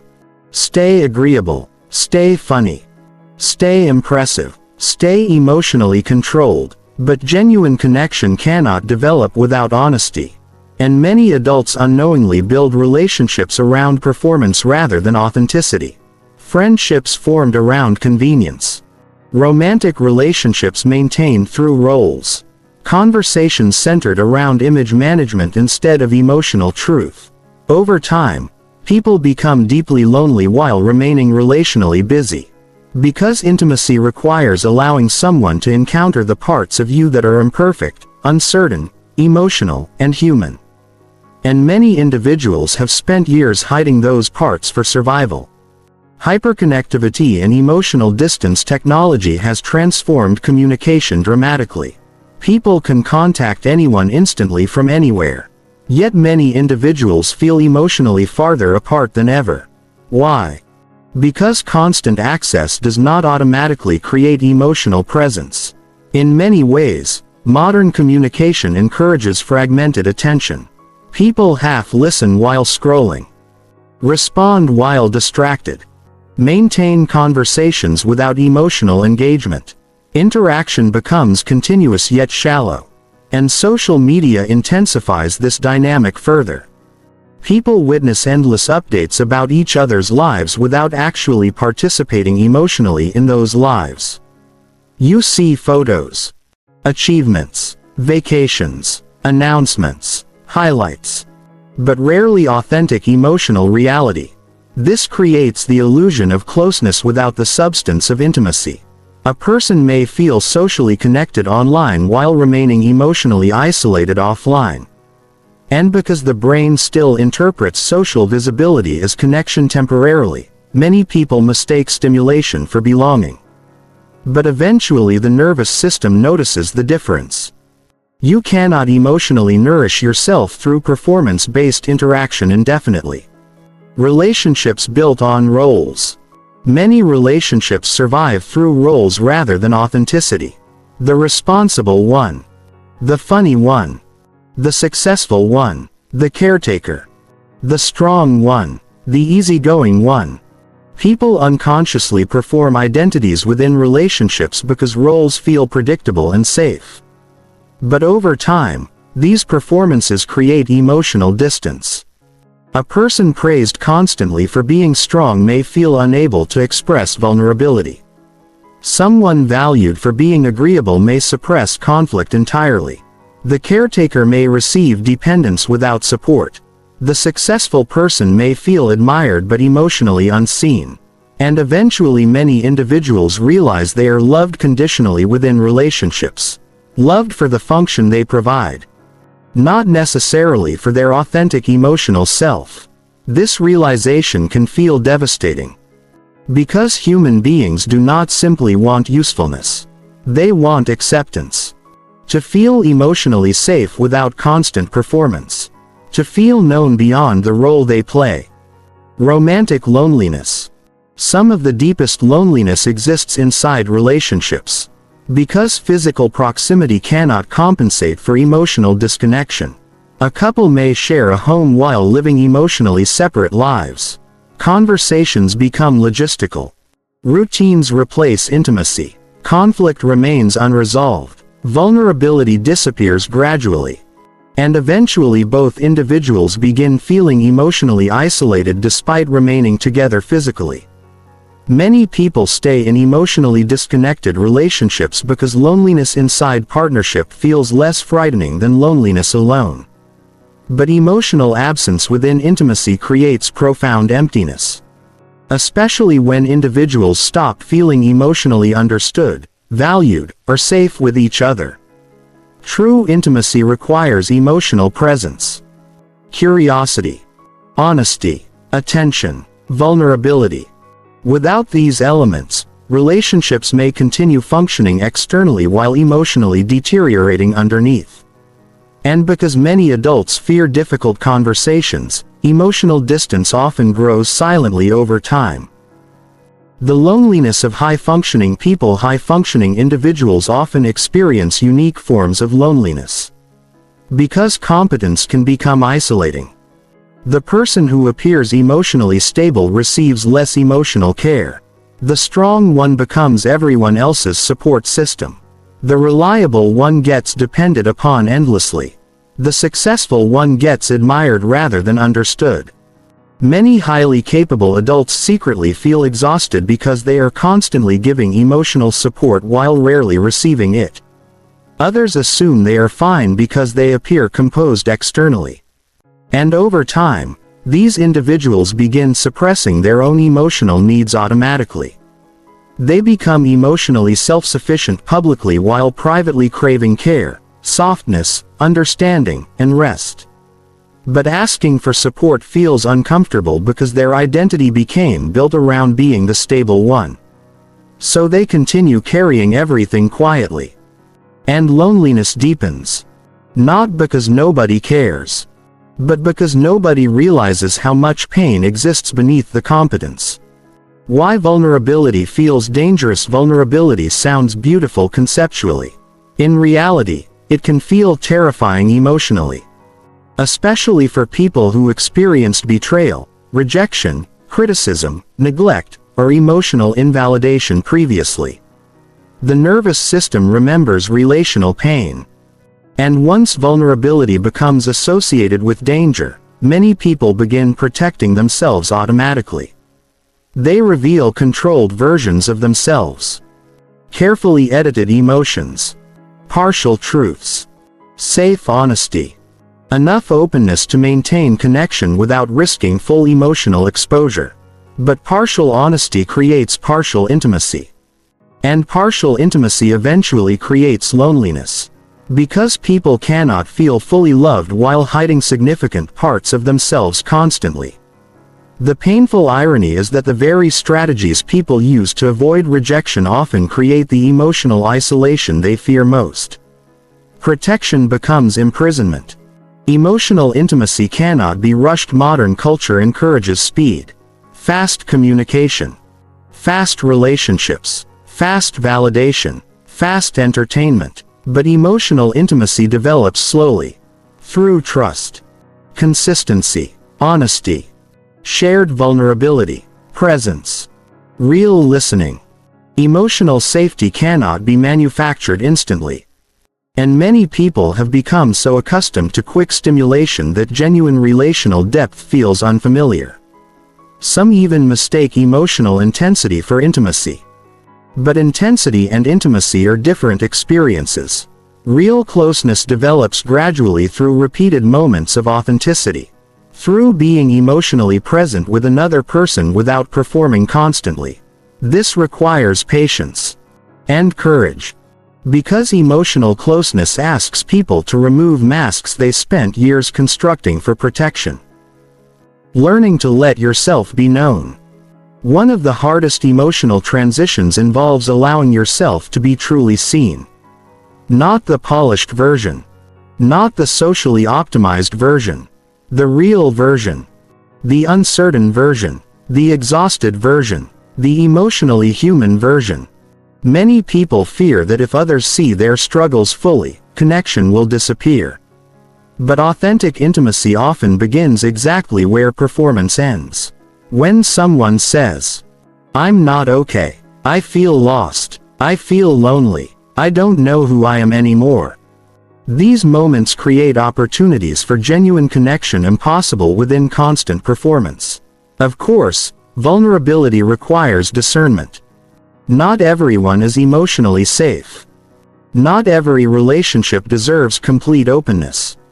But emotional healing often requires allowing trustworthy people to know you beyond the identity you perform publicly. Because the nervous system heals through safe connection, not isolation. The digital escape from loneliness. Many lonely people increase stimulation rather than intimacy. More scrolling. More content. More texting. More online interaction. More distractions. But stimulation cannot replace emotional nourishment. And loneliness often worsens when people repeatedly substitute digital engagement for meaningful connection. A person may spend hours online while remaining emotionally disconnected internally. The mind stays occupied. The heart remains untouched. This creates a cycle where temporary distraction relieves loneliness briefly while deepening it long-term. Because emotional connection requires presence, attention, embodiment, shared humanity. And many modern interactions lack these qualities entirely. The result is a generation constantly connected yet emotionally starved underneath. The courage to reach beyond the surface. Healing loneliness requires more than simply being around people. It requires emotional risk. Asking deeper questions. Speaking more honestly. Setting aside performance. Allowing connection to become emotionally real. For some people, this means learning boundaries. For others, learning vulnerability. For many, both. Authentic relationships cannot survive entirely on image management. Eventually someone must risk honesty. Risk awkwardness. Risk emotional exposure. And although vulnerability may not guarantee connection every time, avoiding vulnerability guarantees emotional distance. When Aaron finally told the truth. A few weeks after that dinner, Aaron met his friend Marcus for coffee. They had known each other for years, but most conversations remained casual. Work, sports, life updates, surface-level familiarity. That afternoon, Marcus asked a simple question: "How have you really been lately?" Aaron almost gave the automatic answer: "I'm good." The phrase sat at the edge of his mouth like muscle memory. But something inside him felt too exhausted to keep pretending. So instead, he paused. Then quietly said, "Honestly, I don't think I've been okay for a while." The silence that followed felt terrifying initially. His chest tightened. Part of him expected discomfort, judgment, avoidance.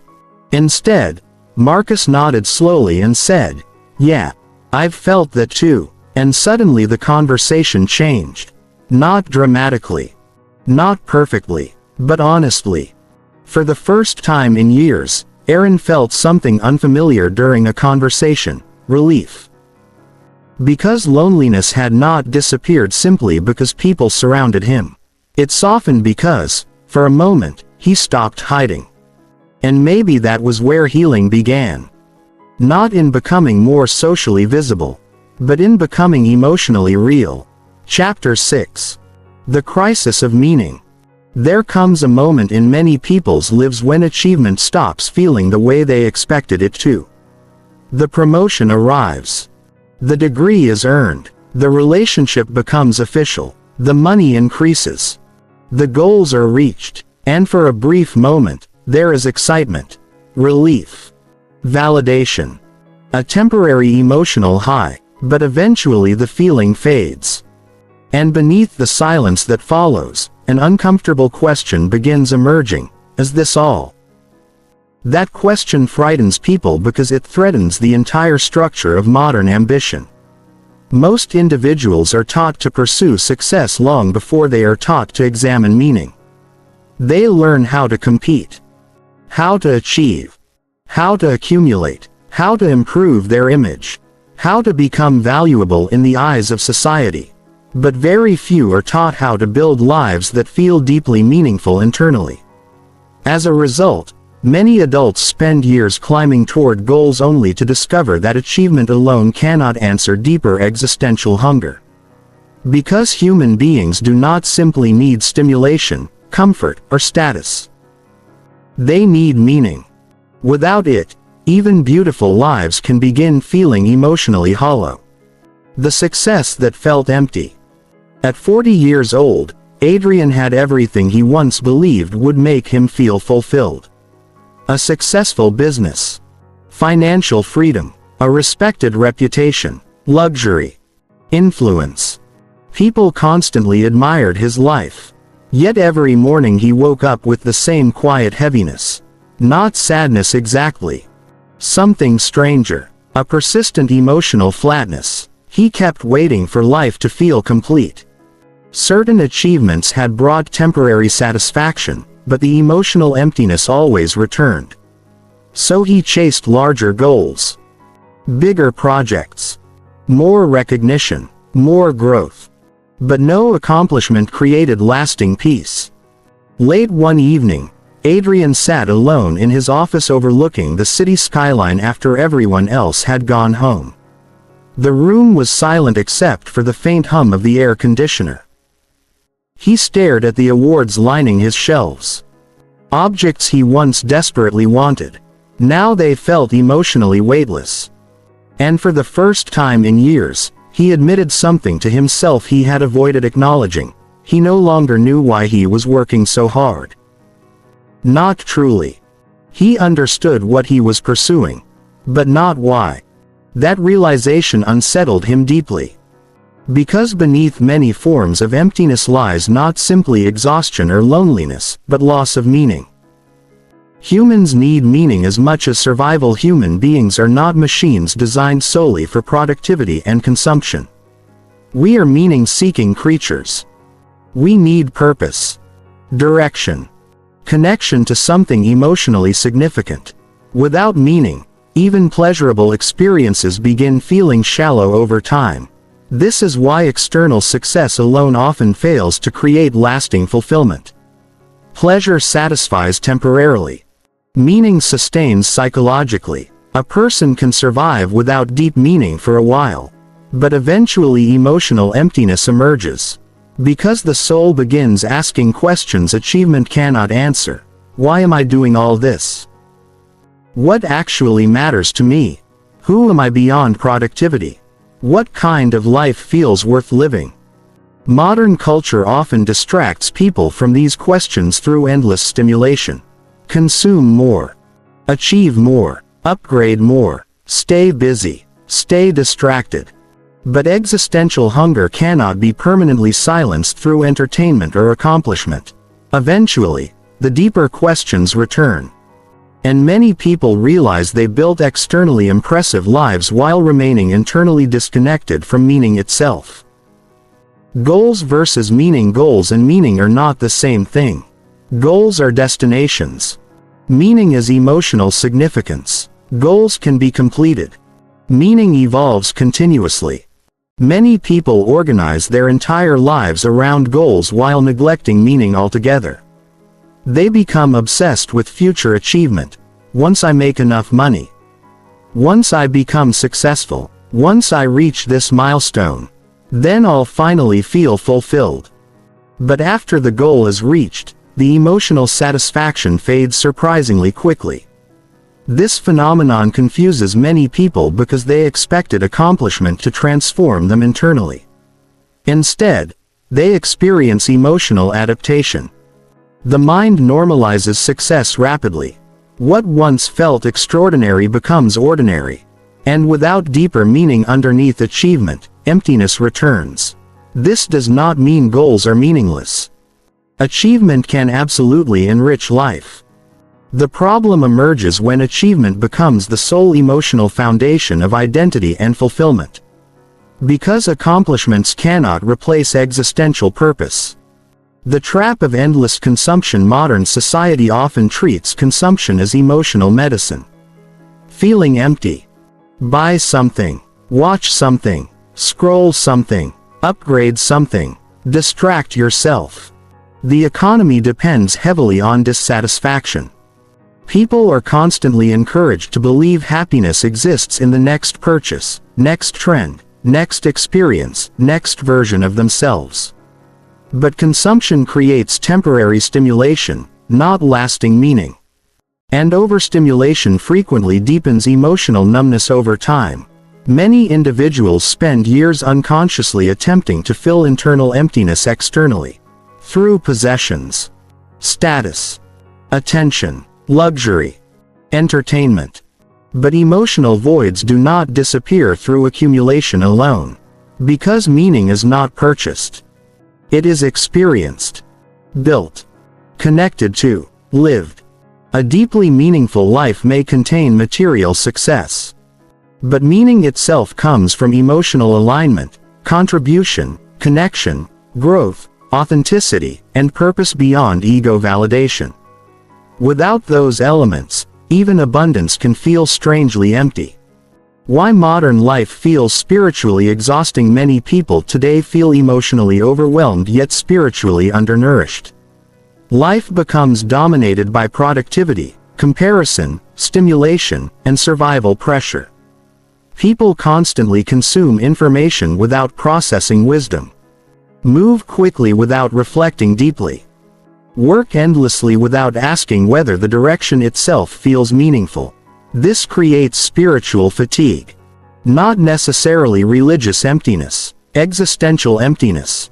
A loss of inner connection to life itself. Some people no longer feel emotionally present in their own existence. They move mechanically through routines disconnected from wonder, purpose, stillness, and genuine presence. Everything becomes functional, transactional, optimized. But human beings need more than efficiency. They need meaning-rich experiences, beauty, connection, reflection, purpose. Moments that remind them they are alive rather than merely productive. Without these experiences, life gradually loses emotional depth, and emptiness grows quietly underneath constant activity. The fear of meaninglessness. One reason existential questions feel frightening is because they force confrontation with mortality and impermanence. People begin realizing time is limited. Achievement eventually fades. Validation disappears quickly. Life moves fast. And beneath all ambition lies a terrifying possibility. What if I spend my entire life chasing things that never truly mattered to me? This fear intensifies during major transitions. Career changes, burnout, loss, aging, breakups, success without fulfillment. Moments when external structures stop distracting people from internal questions. Some individuals respond by doubling down on distraction. Others begin searching more honestly. And though existential questioning can feel destabilizing initially, it can also become transformative. Because questioning creates awareness. And awareness creates the possibility of intentional living. Escaping through achievement.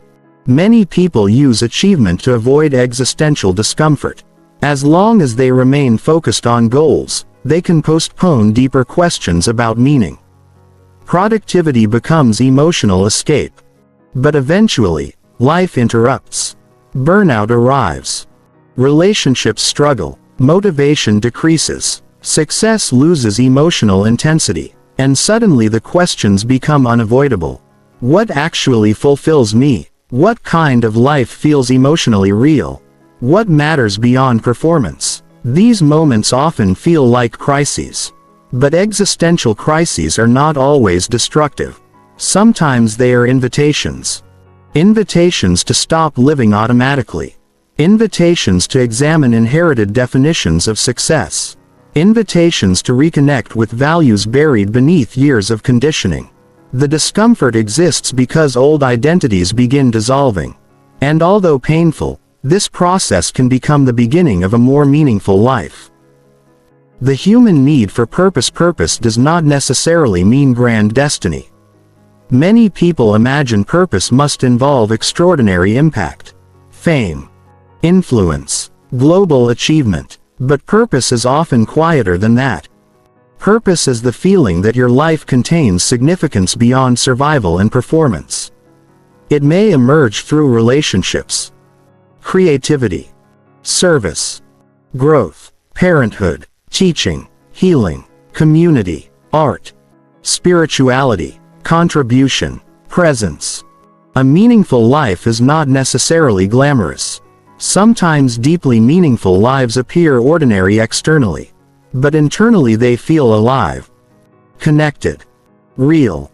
Many emotionally empty people realize eventually that they spent years pursuing impressive lives while neglecting emotionally nourishing ones. And the nervous system notices that difference deeply. The loss of wonder. Children naturally experience wonder, curiosity, presence, emotional immersion. Simple experiences feel alive, but many adults lose this capacity gradually. Not because wonder disappears entirely. Because chronic stress, overstimulation, pressure, and emotional disconnection numb perception. People become too mentally occupied to fully experience life. Always rushing toward the next task, next goal, next distraction, next achievement. And eventually life begins feeling emotionally flat. Not because beauty vanished. Because attention fragmented. One of the hidden consequences of burnout and emotional disconnection is the loss of awe. The inability to feel deeply present. To experience stillness without restlessness.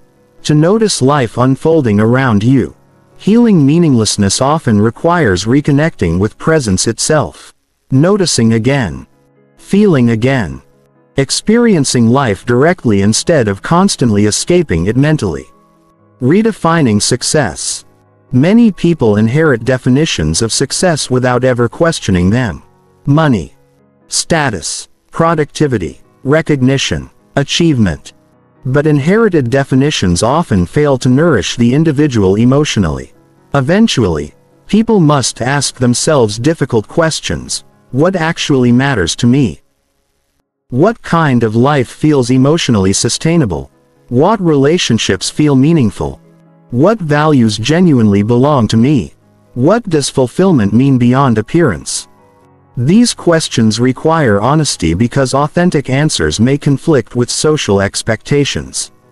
Some individuals discover they no longer want lives built entirely around external achievement. They crave peace more than status, depth more than image, connection more than admiration, presence more than performance. And although these realizations may disrupt old identities, they often create deeper emotional alignment. Meaning is created intentionally. One of the hardest truths about adulthood is that meaning rarely arrives automatically.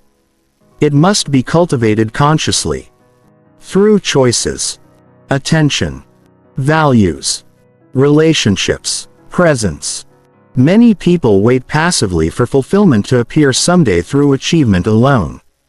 But meaning grows through engagement with life itself. Through participating emotionally in your own existence. Through building relationships that contain honesty. Through contributing beyond ego validation. Through living according to values rather than external pressure. Through allowing yourself to become emotionally present again. This process is deeply personal. No universal formula exists, and perhaps that uncertainty frightens people. Because meaning requires responsibility. You must decide what matters. What deserves your time, your energy, your life. Adrian's realization. One Sunday morning, Adrian woke unusually early. The city outside remained quiet. No meetings. No deadlines. No distractions. He walked slowly through his expensive apartment, noticing how emotionally detached he felt from everything around him. Objects filled the rooms. Achievements decorated the walls. Yet the life he had spent decades building no longer felt emotionally alive. For years he had pursued success automatically, without questioning why, without asking whether the direction itself felt meaningful. He sat near the window holding coffee that slowly grew cold in his hands. And for the first time in years, he allowed himself to stop planning long enough to feel. The silence felt uncomfortable initially, then revealing. Beneath the exhaustion and emptiness was grief. Grief for how disconnected he had become from himself, from presence, from meaning, from life beyond achievement. And suddenly he understood something important. His emptiness was not proof that nothing mattered. It was proof that something deeply meaningful had been missing for a very long time. Not more success. Not more status. Not more distraction. Meaning. Real meaning. The kind that cannot be measured publicly, only felt privately. And somewhere inside that realization, something shifted quietly. For the first time in years, he stopped asking, "How do I become more successful?" and began asking, "How do I build a life that actually feels alive?" Chapter 7. Why you abandon yourself. Self-abandonment rarely happens all at once. Most people do not wake up one morning and consciously decide to disconnect from themselves. It happens gradually, quietly, in small moments repeated over years. You ignore your exhaustion to avoid disappointing others. You suppress your feelings to keep relationships stable. You say yes when every part of you wants to say no. You tolerate disrespect because loneliness feels scarier than self-betrayal. You silence your intuition because external approval feels safer than honesty. Over time, these small acts accumulate psychologically. And eventually, many people realize they have spent years being loyal to everyone except themselves. This realization can feel painful because self-abandonment often disguises itself as goodness, as maturity, as kindness, as responsibility, as love. But there is a profound difference between caring for others and disappearing yourself in the process. Many emotionally empty people are not disconnected because they lack awareness. They are disconnected because they repeatedly learned that maintaining acceptance mattered more than honoring their inner truth.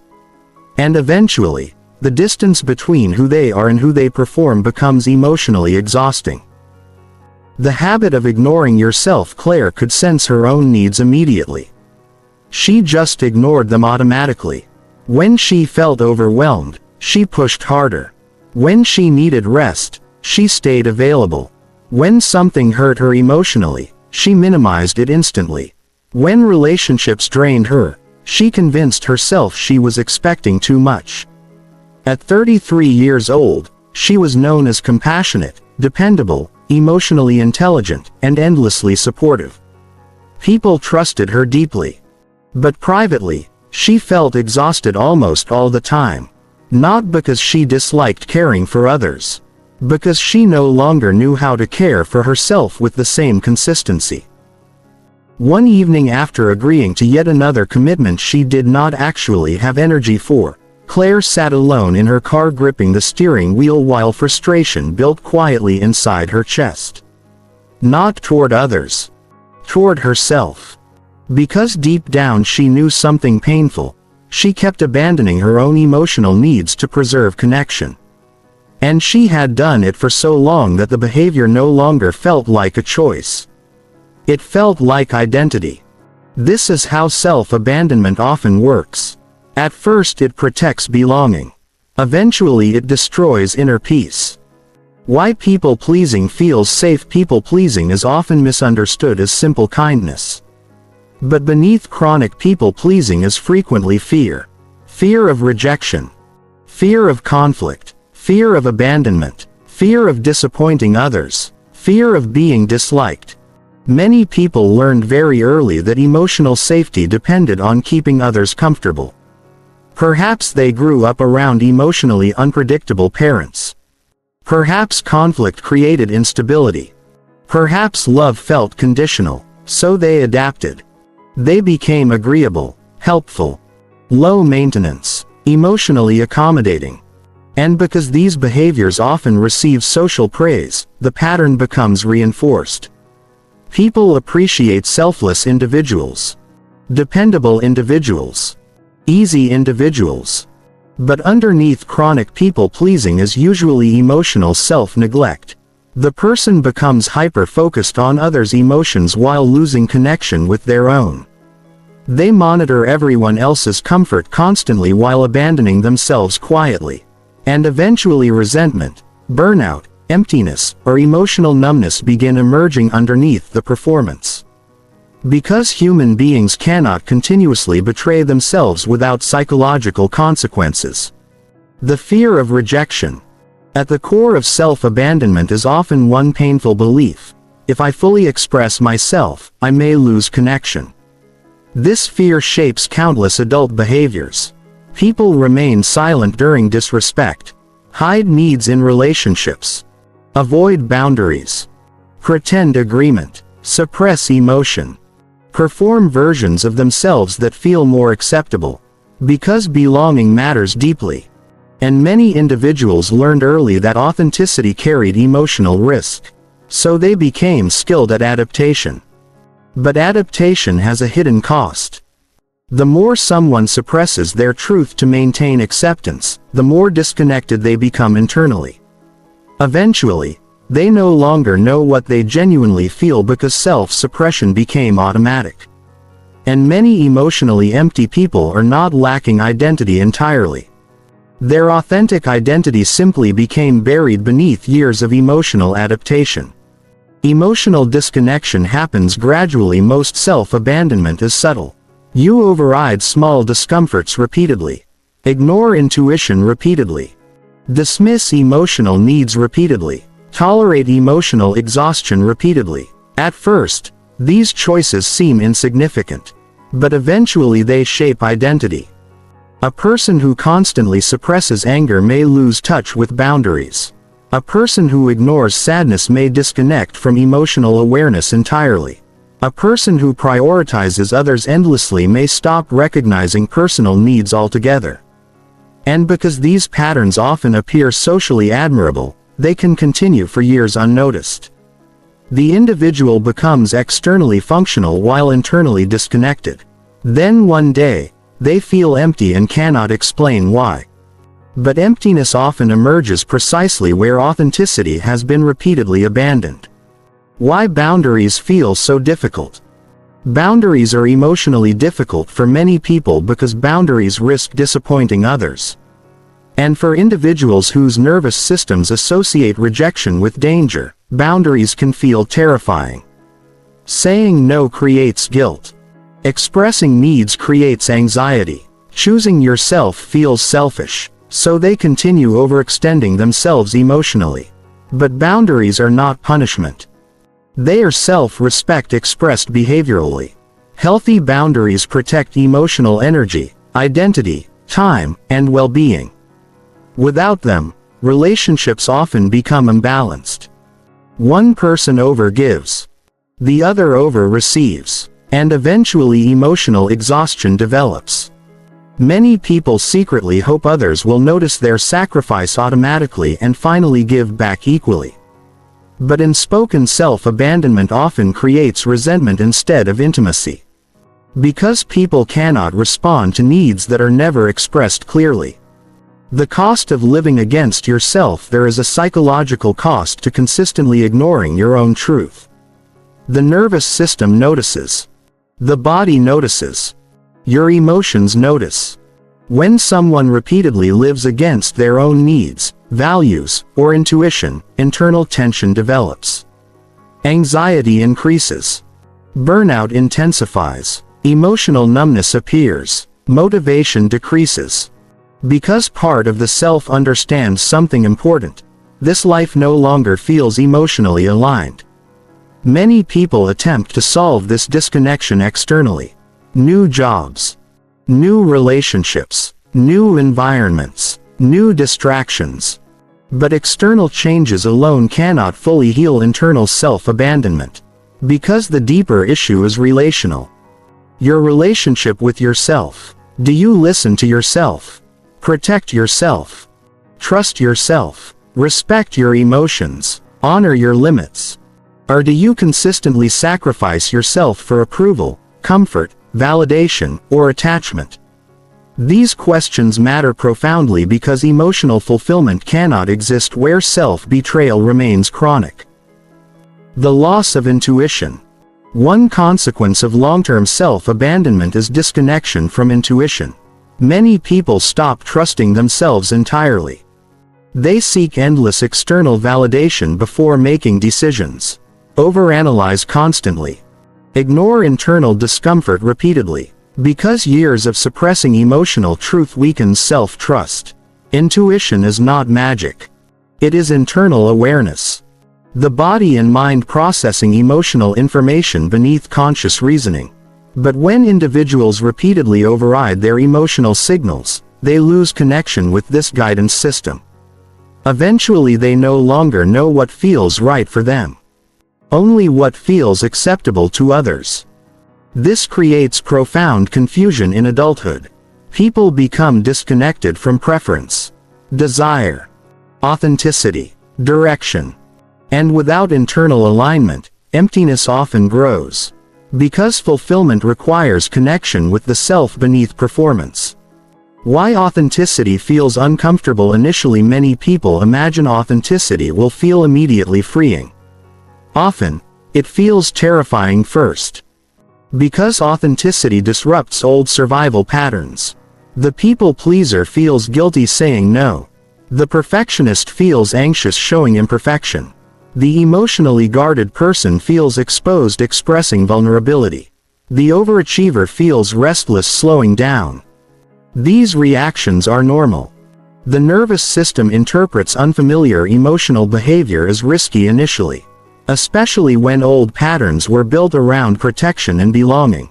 But healing requires tolerating temporary discomfort in order to create deeper alignment. Authenticity may reduce superficial approval temporarily. But it creates internal peace impossible through constant self-betrayal. And over time, the nervous system learns something important. You can survive honesty. You can survive boundaries. You can survive disappointing people occasionally. You do not have to abandon yourself to remain worthy of connection. The difference between kindness and self-erasure. Many self-abandoning individuals confuse self-sacrifice with love. But love that requires disappearance is not sustainable. Healthy relationships include mutuality, respect, reciprocity, emotional safety. Space for both individuals to exist fully. Self-erasure may maintain attachment temporarily, but it destroys authenticity. And eventually emotional exhaustion appears. Because no one can permanently survive as a performance designed entirely around others' comfort. True kindness includes yourself. True compassion includes your own humanity. You are not selfish for having limits, needs, boundaries, feelings, rest, preferences. You are human. And many emotionally empty people begin healing only when they finally understand this distinction. Returning to yourself requires grief. Healing self-abandonment often includes grief. Grief for years spent disconnected from yourself. Grief for needs ignored. Grief for boundaries never set. Grief for relationships maintained through performance instead of honesty. Many people realize they spent enormous amounts of energy trying to become lovable while neglecting the relationship they had with themselves entirely. This realization hurts. But it also creates possibility. Because awareness interrupts automatic patterns. And once you see self-abandonment clearly, continuing it becomes harder to justify internally. The healing process often begins with very small acts of self-loyalty. Resting when tired.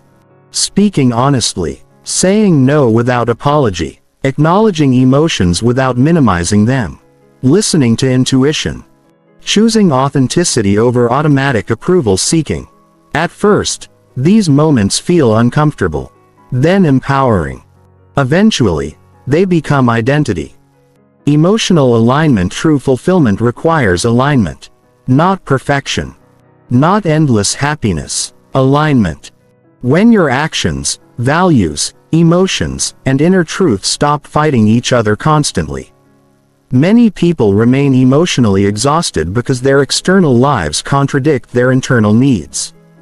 They maintain relationships that deplete them, careers disconnected from meaning, schedules built around pressure, identities built around performance, and the nervous system absorbs that conflict continuously. Healing often requires asking difficult questions. What parts of my life feel emotionally dishonest? Where do I consistently abandon myself? What relationships require performance instead of authenticity? What am I tolerating that quietly hurts me?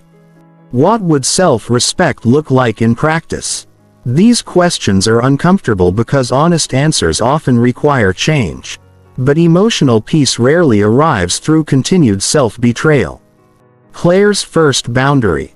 One Friday evening, Claire received another message asking for help. Another favor. Another emotional responsibility. Normally she would have agreed instantly, automatically. But this time, something inside her felt too exhausted to ignore. She stared at the phone while guilt rose immediately in her chest. The familiar fear appeared. What if they're disappointed? But beneath the fear was another feeling. A quieter one. Truth. She did not have the emotional energy. And for the first time in years, she allowed that reality to matter. Her hands trembled slightly as she typed. "I'm sorry, but I can't tonight. I need rest." After sending the message, anxiety flooded her body. She paced around the room expecting rejection, anger, disapproval. Instead, the reply came minutes later. "No problem at all. Take care of yourself." Claire stared at the screen in silence. And suddenly tears filled her eyes. Not because the interaction was dramatic, because she realized how long she had believed self-respect would cost her love. For years she had abandoned herself automatically to preserve connection. But maybe connection that required self-erasure was never truly safe to begin with. That night, for the first time in a very long time, she experienced something unfamiliar: relief. Not because all her patterns disappeared instantly, but because somewhere inside herself, she had finally chosen loyalty to her own humanity. And perhaps that was where healing truly began. Chapter 8. Healing the Inner Void. Healing rarely begins the way people expect it to. Most imagine transformation as a dramatic moment, a breakthrough, a revelation, a sudden emotional awakening where everything finally makes sense and the pain disappears permanently. But real healing is usually quieter than that. Slower, less cinematic, more human. It begins in small moments of honesty. Moments where you stop running from yourself long enough to listen. Moments where you allow your emotions to exist without immediately judging, suppressing, distracting, or fixing them. Moments where you finally acknowledge how tired you have become from carrying invisible emotional weight for so long. Healing the inner void is not about becoming perfect. It is about becoming connected again. Connected to your emotions, your body, your needs, your truth, your humanity. Because emptiness often develops through chronic disconnection, and healing develops through reconnection. Not instantly, but gradually. Like warmth returning slowly to numb hands. Learning to feel again. Many emotionally empty people are not incapable of emotion. They are emotionally exhausted, overwhelmed, disconnected. Their nervous systems adapted by muting emotional intensity to survive prolonged stress, suppression, burnout, loneliness, or self-abandonment. And while numbness protects temporarily, it eventually creates suffering of its own. Because emotional shutdown affects joy as much as pain. Many people say things like, "I don't feel sad. I just don't feel alive." That sentence often reflects nervous system exhaustion rather than emotional absence entirely. Healing requires gently reconnecting with emotional awareness again. Not forcing emotion. Allowing it. This sounds simple. Often it is deeply uncomfortable. Because many adults spent years avoiding emotion automatically. Distracting themselves. Overworking. Scrolling endlessly. Staying busy. Performing constantly. Stillness feels unfamiliar because stillness allows buried emotions to surface. And yet emotional healing begins precisely there. In learning how to remain present with yourself again. The difference between feeling and drowning: some people avoid emotions because they fear emotional overwhelm. They assume allowing themselves to feel means losing control completely. But emotional awareness is different from emotional drowning. Healing does not require becoming consumed by every feeling. It requires becoming honest about what exists internally. Emotions are information. Signals. Experiences moving through the nervous system. When acknowledged safely, emotions often become more manageable, not less. Suppressed emotions tend to intensify internally because resistance creates tension. Many people spent years fighting sadness, fear, loneliness, anger, grief, or exhaustion instead of listening to what those emotions were communicating. Healing begins when emotions stop being enemies and start becoming messages. Not all emotions must be acted upon immediately. But they deserve acknowledgement. Ignoring your emotional reality repeatedly creates deeper disconnection over time. Listening creates reconnection. Self-compassion feels unnatural at first. Many emotionally empty individuals are extremely compassionate toward others and deeply cruel toward themselves. They minimize their pain, criticize their emotions, shame themselves for struggling, call themselves weak for feeling exhausted. This internal harshness often develops early. Some people were raised in environments where emotional needs were dismissed.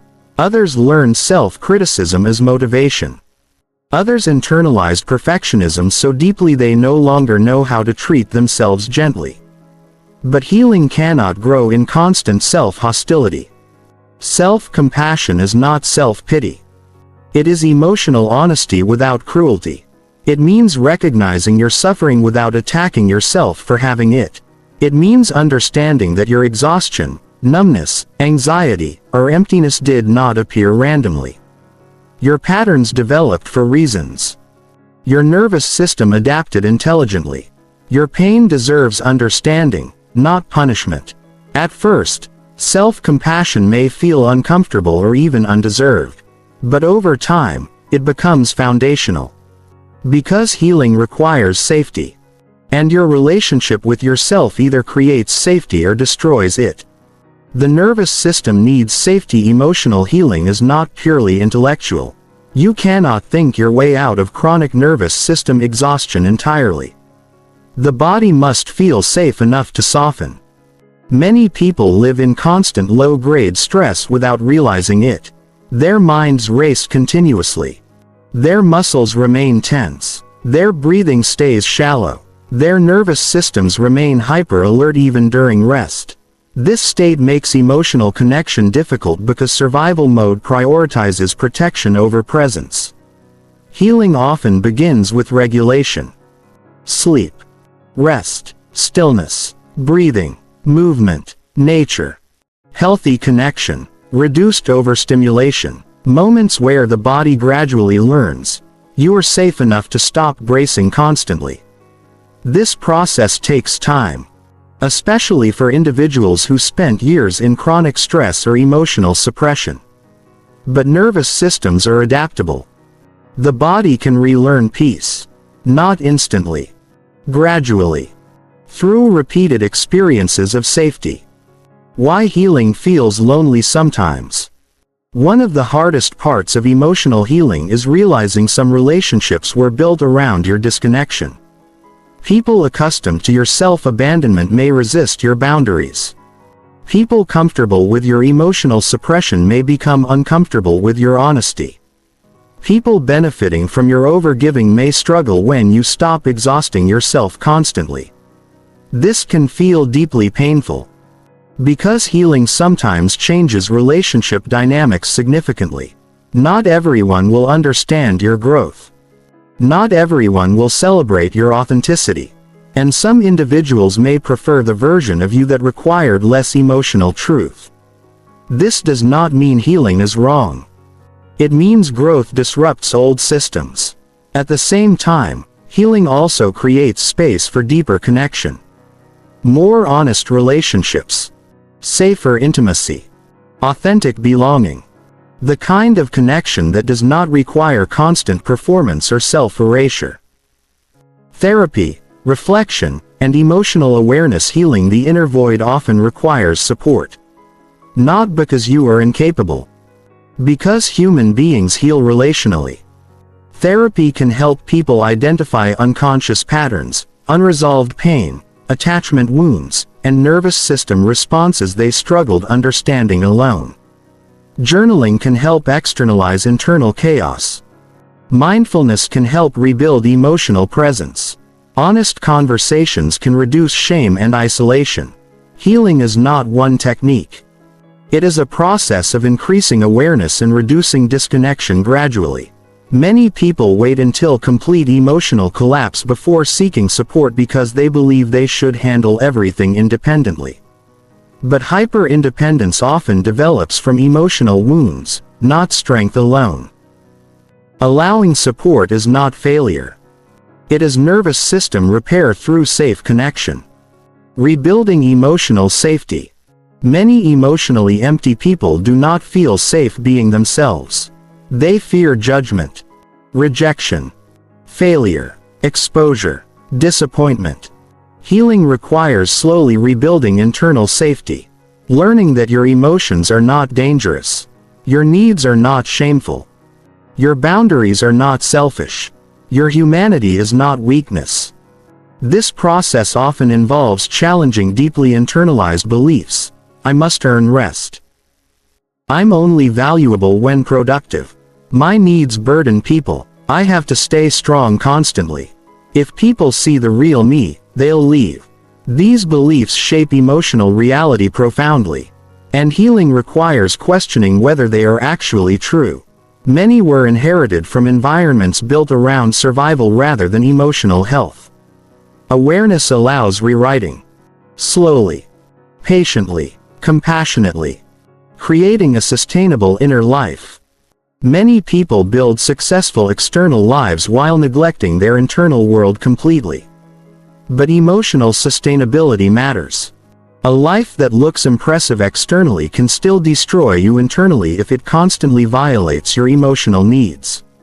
Healing often requires reevaluating lifestyle itself.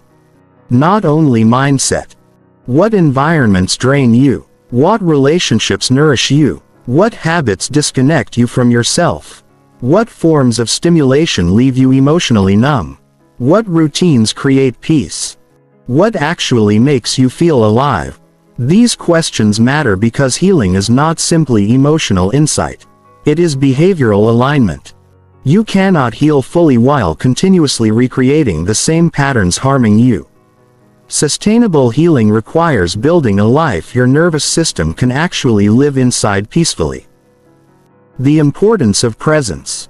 Many emotionally empty individuals spend most of life mentally elsewhere, regretting the past, fearing the future, escaping the present.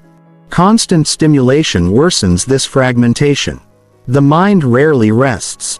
Attention remains scattered continuously. Healing often involves returning to presence. Not forced positivity. Presence. Actually experiencing moments while they happen. Listening fully. Breathing deeply. Feeling your body. Noticing your surroundings. Engaging with life directly instead of constantly escaping it mentally. At first, this may feel difficult.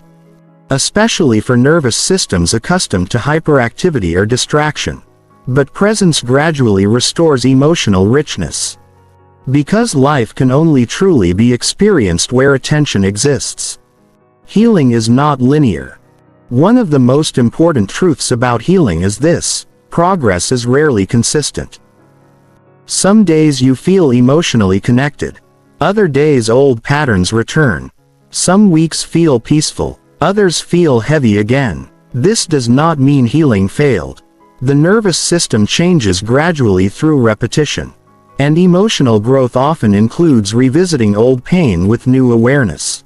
Many people become discouraged because they expect healing to eliminate all discomfort permanently. But healing does not remove human emotion. It changes your relationship with it. You become less afraid of yourself, less disconnected from yourself, less dependent on performance, distraction, or external validation for emotional survival. Over time, life begins feeling more emotionally real. Not perfect. Alive. The beauty of honest connection. One of the most healing experiences available to human beings is safe emotional connection. Being seen honestly. Accepted honestly. Loved without performance. Many emotionally empty individuals spent years believing they had to earn connection through usefulness, achievement, strength, or perfection. Healing relationships challenge this belief gently. Through consistency, presence, understanding, emotional safety, the nervous system slowly learns: you do not have to disappear to remain loved. This realization can feel transformative, because many people have never experienced connection without performance. And once authentic belonging becomes possible, emptiness often softens naturally. Not because all pain disappears. Because isolation decreases. Daniel's first real moment of peace. Weeks after acknowledging his emptiness honestly for the first time, Daniel sat alone in a small park near his apartment just before sunset. Normally he would have been checking emails, listening to podcasts, scrolling through notifications, remaining mentally occupied, but lately he had been trying something unfamiliar: stillness. At first it felt unbearable. Now it felt quieter. Not perfect, but softer somehow. Children played nearby while evening light moved slowly across the grass. For the first time in years, he was not trying to optimize the moment. Not trying to impress anyone. Not performing productivity. Not distracting himself. Just existing. And unexpectedly, emotion surfaced. Not dramatic emotion. Something gentler. Sadness. Relief. Grief. Peace. All mixed together. He realized how long he had spent abandoning himself emotionally while chasing external success. How long he had treated exhaustion like discipline. Loneliness like independence. Numbness like normal adulthood. For years he believed healing required becoming more successful, more impressive, more productive. But sitting there quietly, he began understanding something different. Healing was not about becoming someone new. It was about returning to the person underneath all the survival strategies. The person who existed before constant performance. Before emotional suppression. Before chronic self-abandonment. And for the first time in a very long time, he did not feel entirely empty. Not completely healed. Not transformed overnight, but connected. Connected enough to realize something important. The void inside him had never been asking for more achievement. It had been asking for him. Chapter 9. Building a life that actually feels good. Many people spend years building lives designed to look successful rather than feel fulfilling. The difference between those two realities is enormous. A life can appear impressive externally while remaining emotionally unsustainable internally. The salary may increase. The image may improve. The milestones may accumulate. Yet beneath the surface, exhaustion, anxiety, loneliness, and emotional emptiness continue quietly. This happens because human beings are not fulfilled solely by appearance, status, or productivity. They are fulfilled through alignment. When the way they live matches what they genuinely need emotionally, mentally, physically, and spiritually. Most people never pause long enough to examine whether the life they are building actually nourishes them. They simply continue following inherited definitions of success. Work harder. Earn more. Stay busy. Stay relevant. Keep improving. Keep achieving. But eventually many individuals arrive at a painful realization. I built a life I thought I was supposed to want. That realization can feel destabilizing. But it can also become the beginning of something far more honest. Because once awareness appears, automatic living becomes harder to tolerate. And slowly, people begin asking different questions. Not, how do I look successful? But, how do I feel alive? The difference between a full schedule and a full life. Modern culture glorifies packed schedules, constant productivity, endless ambition. Being busy has become a status symbol. But busyness and fulfillment are not the same thing. A person can have every hour occupied while feeling emotionally empty. Another person may live more slowly while feeling deeply connected to life. The difference is not simply activity level. It is emotional quality. Does your life contain moments of presence, rest, connection, meaning, joy, authenticity? Or does it consist entirely of pressure, performance, distraction, and survival? Many people confuse movement with progress. But constantly moving forward without emotional alignment eventually creates burnout and disconnection. A full schedule cannot compensate for an emotionally starved life. And eventually, the nervous system forces this truth into awareness through exhaustion, anxiety, numbness, or emptiness. Designing life around external validation. One of the biggest reasons people feel emotionally disconnected is because they build their lives around external approval rather than internal truth. They choose careers for status instead of meaning, relationships for validation instead of compatibility, goals for admiration instead of fulfillment. Entire identities become shaped around how they are perceived. This pattern often develops unconsciously. Humans naturally seek belonging and approval. But when external validation becomes the primary emotional compass, self-disconnection follows. Because eventually the individual stops asking, "What feels right for me?" and begins asking only, "What will make me look valuable?" The problem is that external approval is unstable. It fluctuates constantly. And no amount of praise permanently replaces self-connection. A person may become widely admired while privately feeling emotionally invisible to themselves. Healing often requires learning to tolerate disappointing external expectations in order to honor internal truth. Rest is part of a healthy life. Many people treat rest like a reward instead of a biological necessity. They believe they must earn peace through productivity first. This mindset creates chronic nervous system strain. Because the body is not designed for endless output without restoration. Rest is not laziness. It is maintenance for emotional, physical, and psychological health. Yet many adults feel guilty resting because their worth became tied to usefulness. If they stop producing, anxiety appears quickly. But sustainable fulfillment requires rhythms, effort and recovery, movement and stillness, engagement and restoration. Nature itself operates cyclically. Human beings are no different. A life without rest eventually becomes emotionally numb because exhaustion reduces emotional depth. Many people rediscover themselves only after finally slowing down enough to hear their own thoughts again. The importance of emotional nutrition. Just as the body requires healthy nourishment, the mind and nervous system require emotional nourishment. Many people consume endless stimulation while remaining emotionally underfed. What emotionally nourishes a human being? Safe relationships, meaningful conversation, creativity, laughter, nature, physical touch, presence, purpose, stillness, beauty, community, honesty, belonging. Most emotionally empty individuals are not lacking stimulation. They are lacking nourishment. Their lives contain pressure but not peace, noise but not intimacy, productivity but not emotional safety, entertainment but not meaning, and the nervous system feels that imbalance deeply. Healing often involves intentionally increasing emotional nourishment instead of simply reducing pain.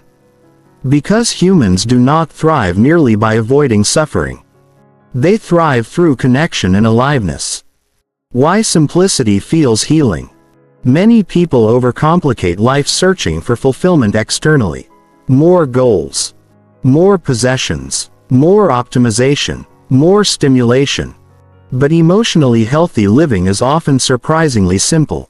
Enough rest, honest relationships, meaningful work, time outside, emotional safety, presence, space to breathe.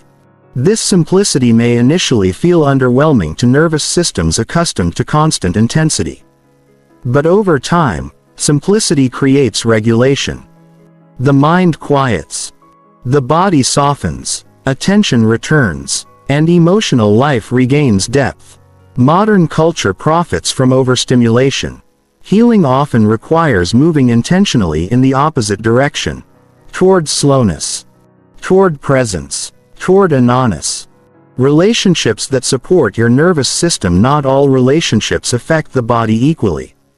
Some relationships create chronic stress. Others create emotional safety. The nervous system responds strongly to relational environments. Relationships built around criticism, unpredictability, emotional manipulation, or performance create exhaustion over time. Relationships built around honesty, consistency, respect, and emotional presence create regulation. Many people underestimate how profoundly their emotional environment shapes their mental health. You cannot heal fully while constantly surrounded by dynamics that require self-suppression or emotional hypervigilance. This does not mean relationships must become perfect. But healthy relationships should allow authenticity, safety, repair, mutual care, and perhaps most importantly, you should not have to disappear emotionally to remain connected. Reconnecting with joy. Many emotionally exhausted people forget what genuine joy feels like. Not excitement, not stimulation, joy. Simple emotional aliveness. Because years of stress, performance, pressure, and survival disconnect people from pleasure itself. They stop engaging with life playfully, curiously, creatively. Everything becomes functional, efficient, productive. Healing often includes relearning joy intentionally. Music, art, movement, nature, humor, creativity, connection. Moments with no purpose beyond presence itself. This can feel surprisingly emotional. Because many adults realize they abandoned joy gradually while trying to become responsible, successful, or acceptable. And somewhere along the way, life stopped feeling alive. You do not need to earn your humanity. One of the deepest emotional shifts in healing happens when people realize their worth is not conditional. Not dependent on productivity, achievement, perfection, usefulness, approval. Human value exists before performance. This idea feels radical to many individuals because modern culture constantly reinforces conditional worth. You matter when productive. You matter when attractive. You matter when successful. You matter when useful. But emotional healing requires disentangling identity from endless performance. Because no nervous system can sustain chronic self-worth instability peacefully. You deserve rest because you are human. You deserve care because you are human. You deserve emotional safety because you are human. Not because you earned it perfectly. This realization changes how people live. Because once worth stops depending entirely on performance, Life becomes less about proving and more about experiencing. Building inner stability. Many people spend years seeking externally what must eventually be cultivated internally. Validation, security, worth, peace.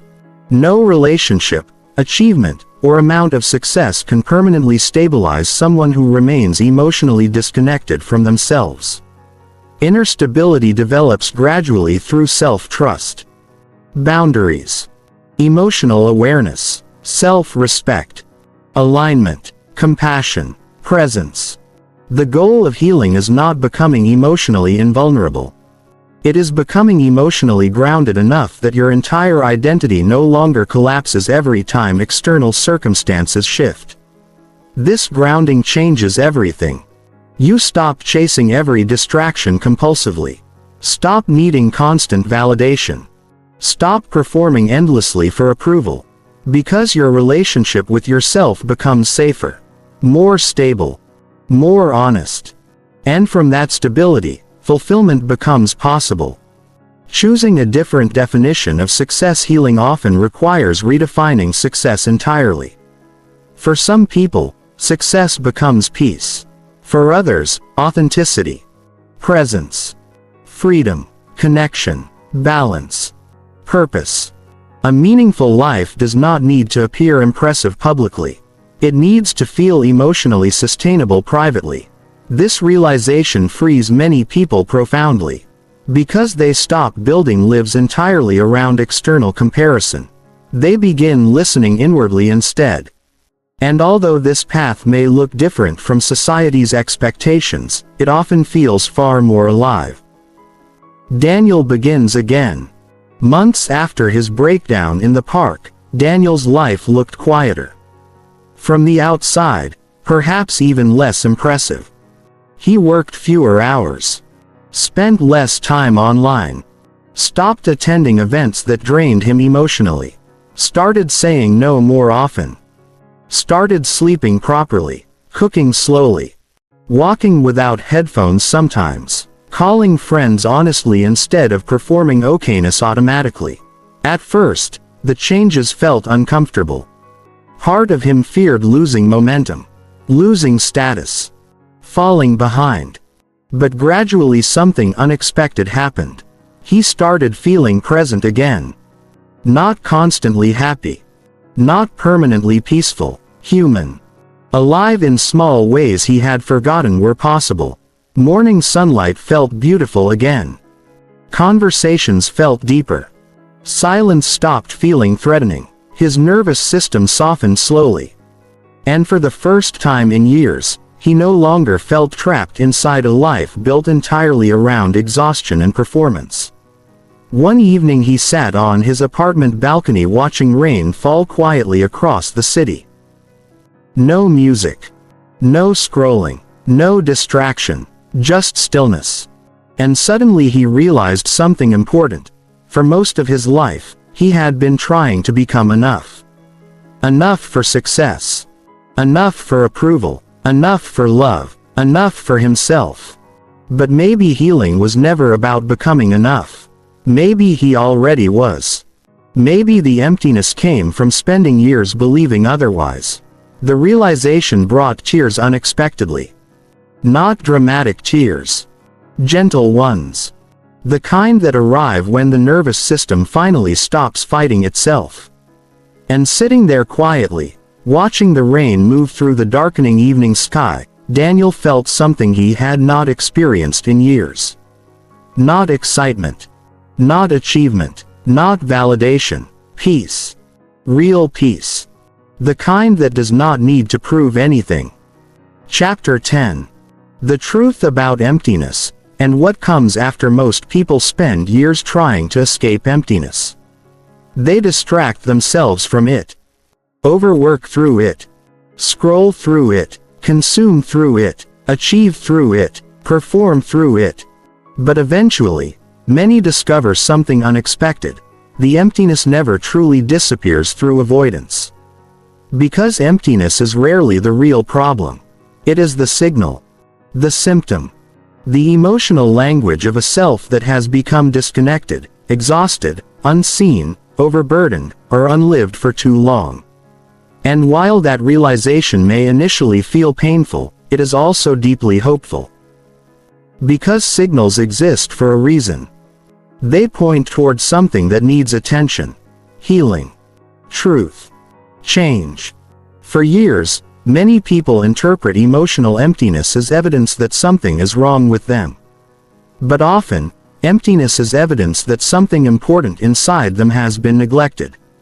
Their emotions, their humanity, their needs, their nervous system, their authenticity, their longing for meaning, connection, rest, and presence. The emptiness is not punishment. It is information. And perhaps the greatest tragedy is not that people feel empty sometimes. The greatest tragedy is how many spend entire lives trying to silence the signal instead of understanding it. You were never meant to live like a machine. Modern life encourages emotional disconnection constantly. Produce more. Consume more. Stay busy. Stay available. Keep improving. Keep competing. Keep performing. People are praised for functioning through exhaustion, admired for self-sacrifice, rewarded for emotional suppression. But human beings are not machines. The nervous system was never designed for endless stimulation, pressure, comparison, and performance without emotional consequence. Eventually, something inside begins resisting. Sometimes quietly. Sometimes dramatically. Burnout. Anxiety. Depression. Numbness. Emptiness. Panic. Disconnection. These experiences are often treated purely as personal dysfunctions. But many are understandable responses to emotionally unsustainable ways of living. The body protests what the mind tries to normalize. And often, the emptiness people fear most is actually the beginning of awakening. The moment the soul quietly says, "I cannot keep living disconnected from myself." The life beneath the performance. Many individuals build entire identities around survival strategies.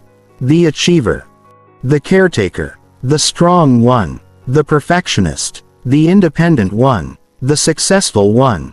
These identities often begin as emotional protection. But over time, they can become prisons. Because eventually people forget who they are underneath the performance. They become experts at functioning while feeling emotionally absent internally. And the longer this disconnection continues, the more life begins feeling hollow. Not because they are failures. Because the human spirit cannot thrive indefinitely inside chronic self-suppression. Healing begins when performance softens enough for authenticity to emerge again. Not perfect authenticity.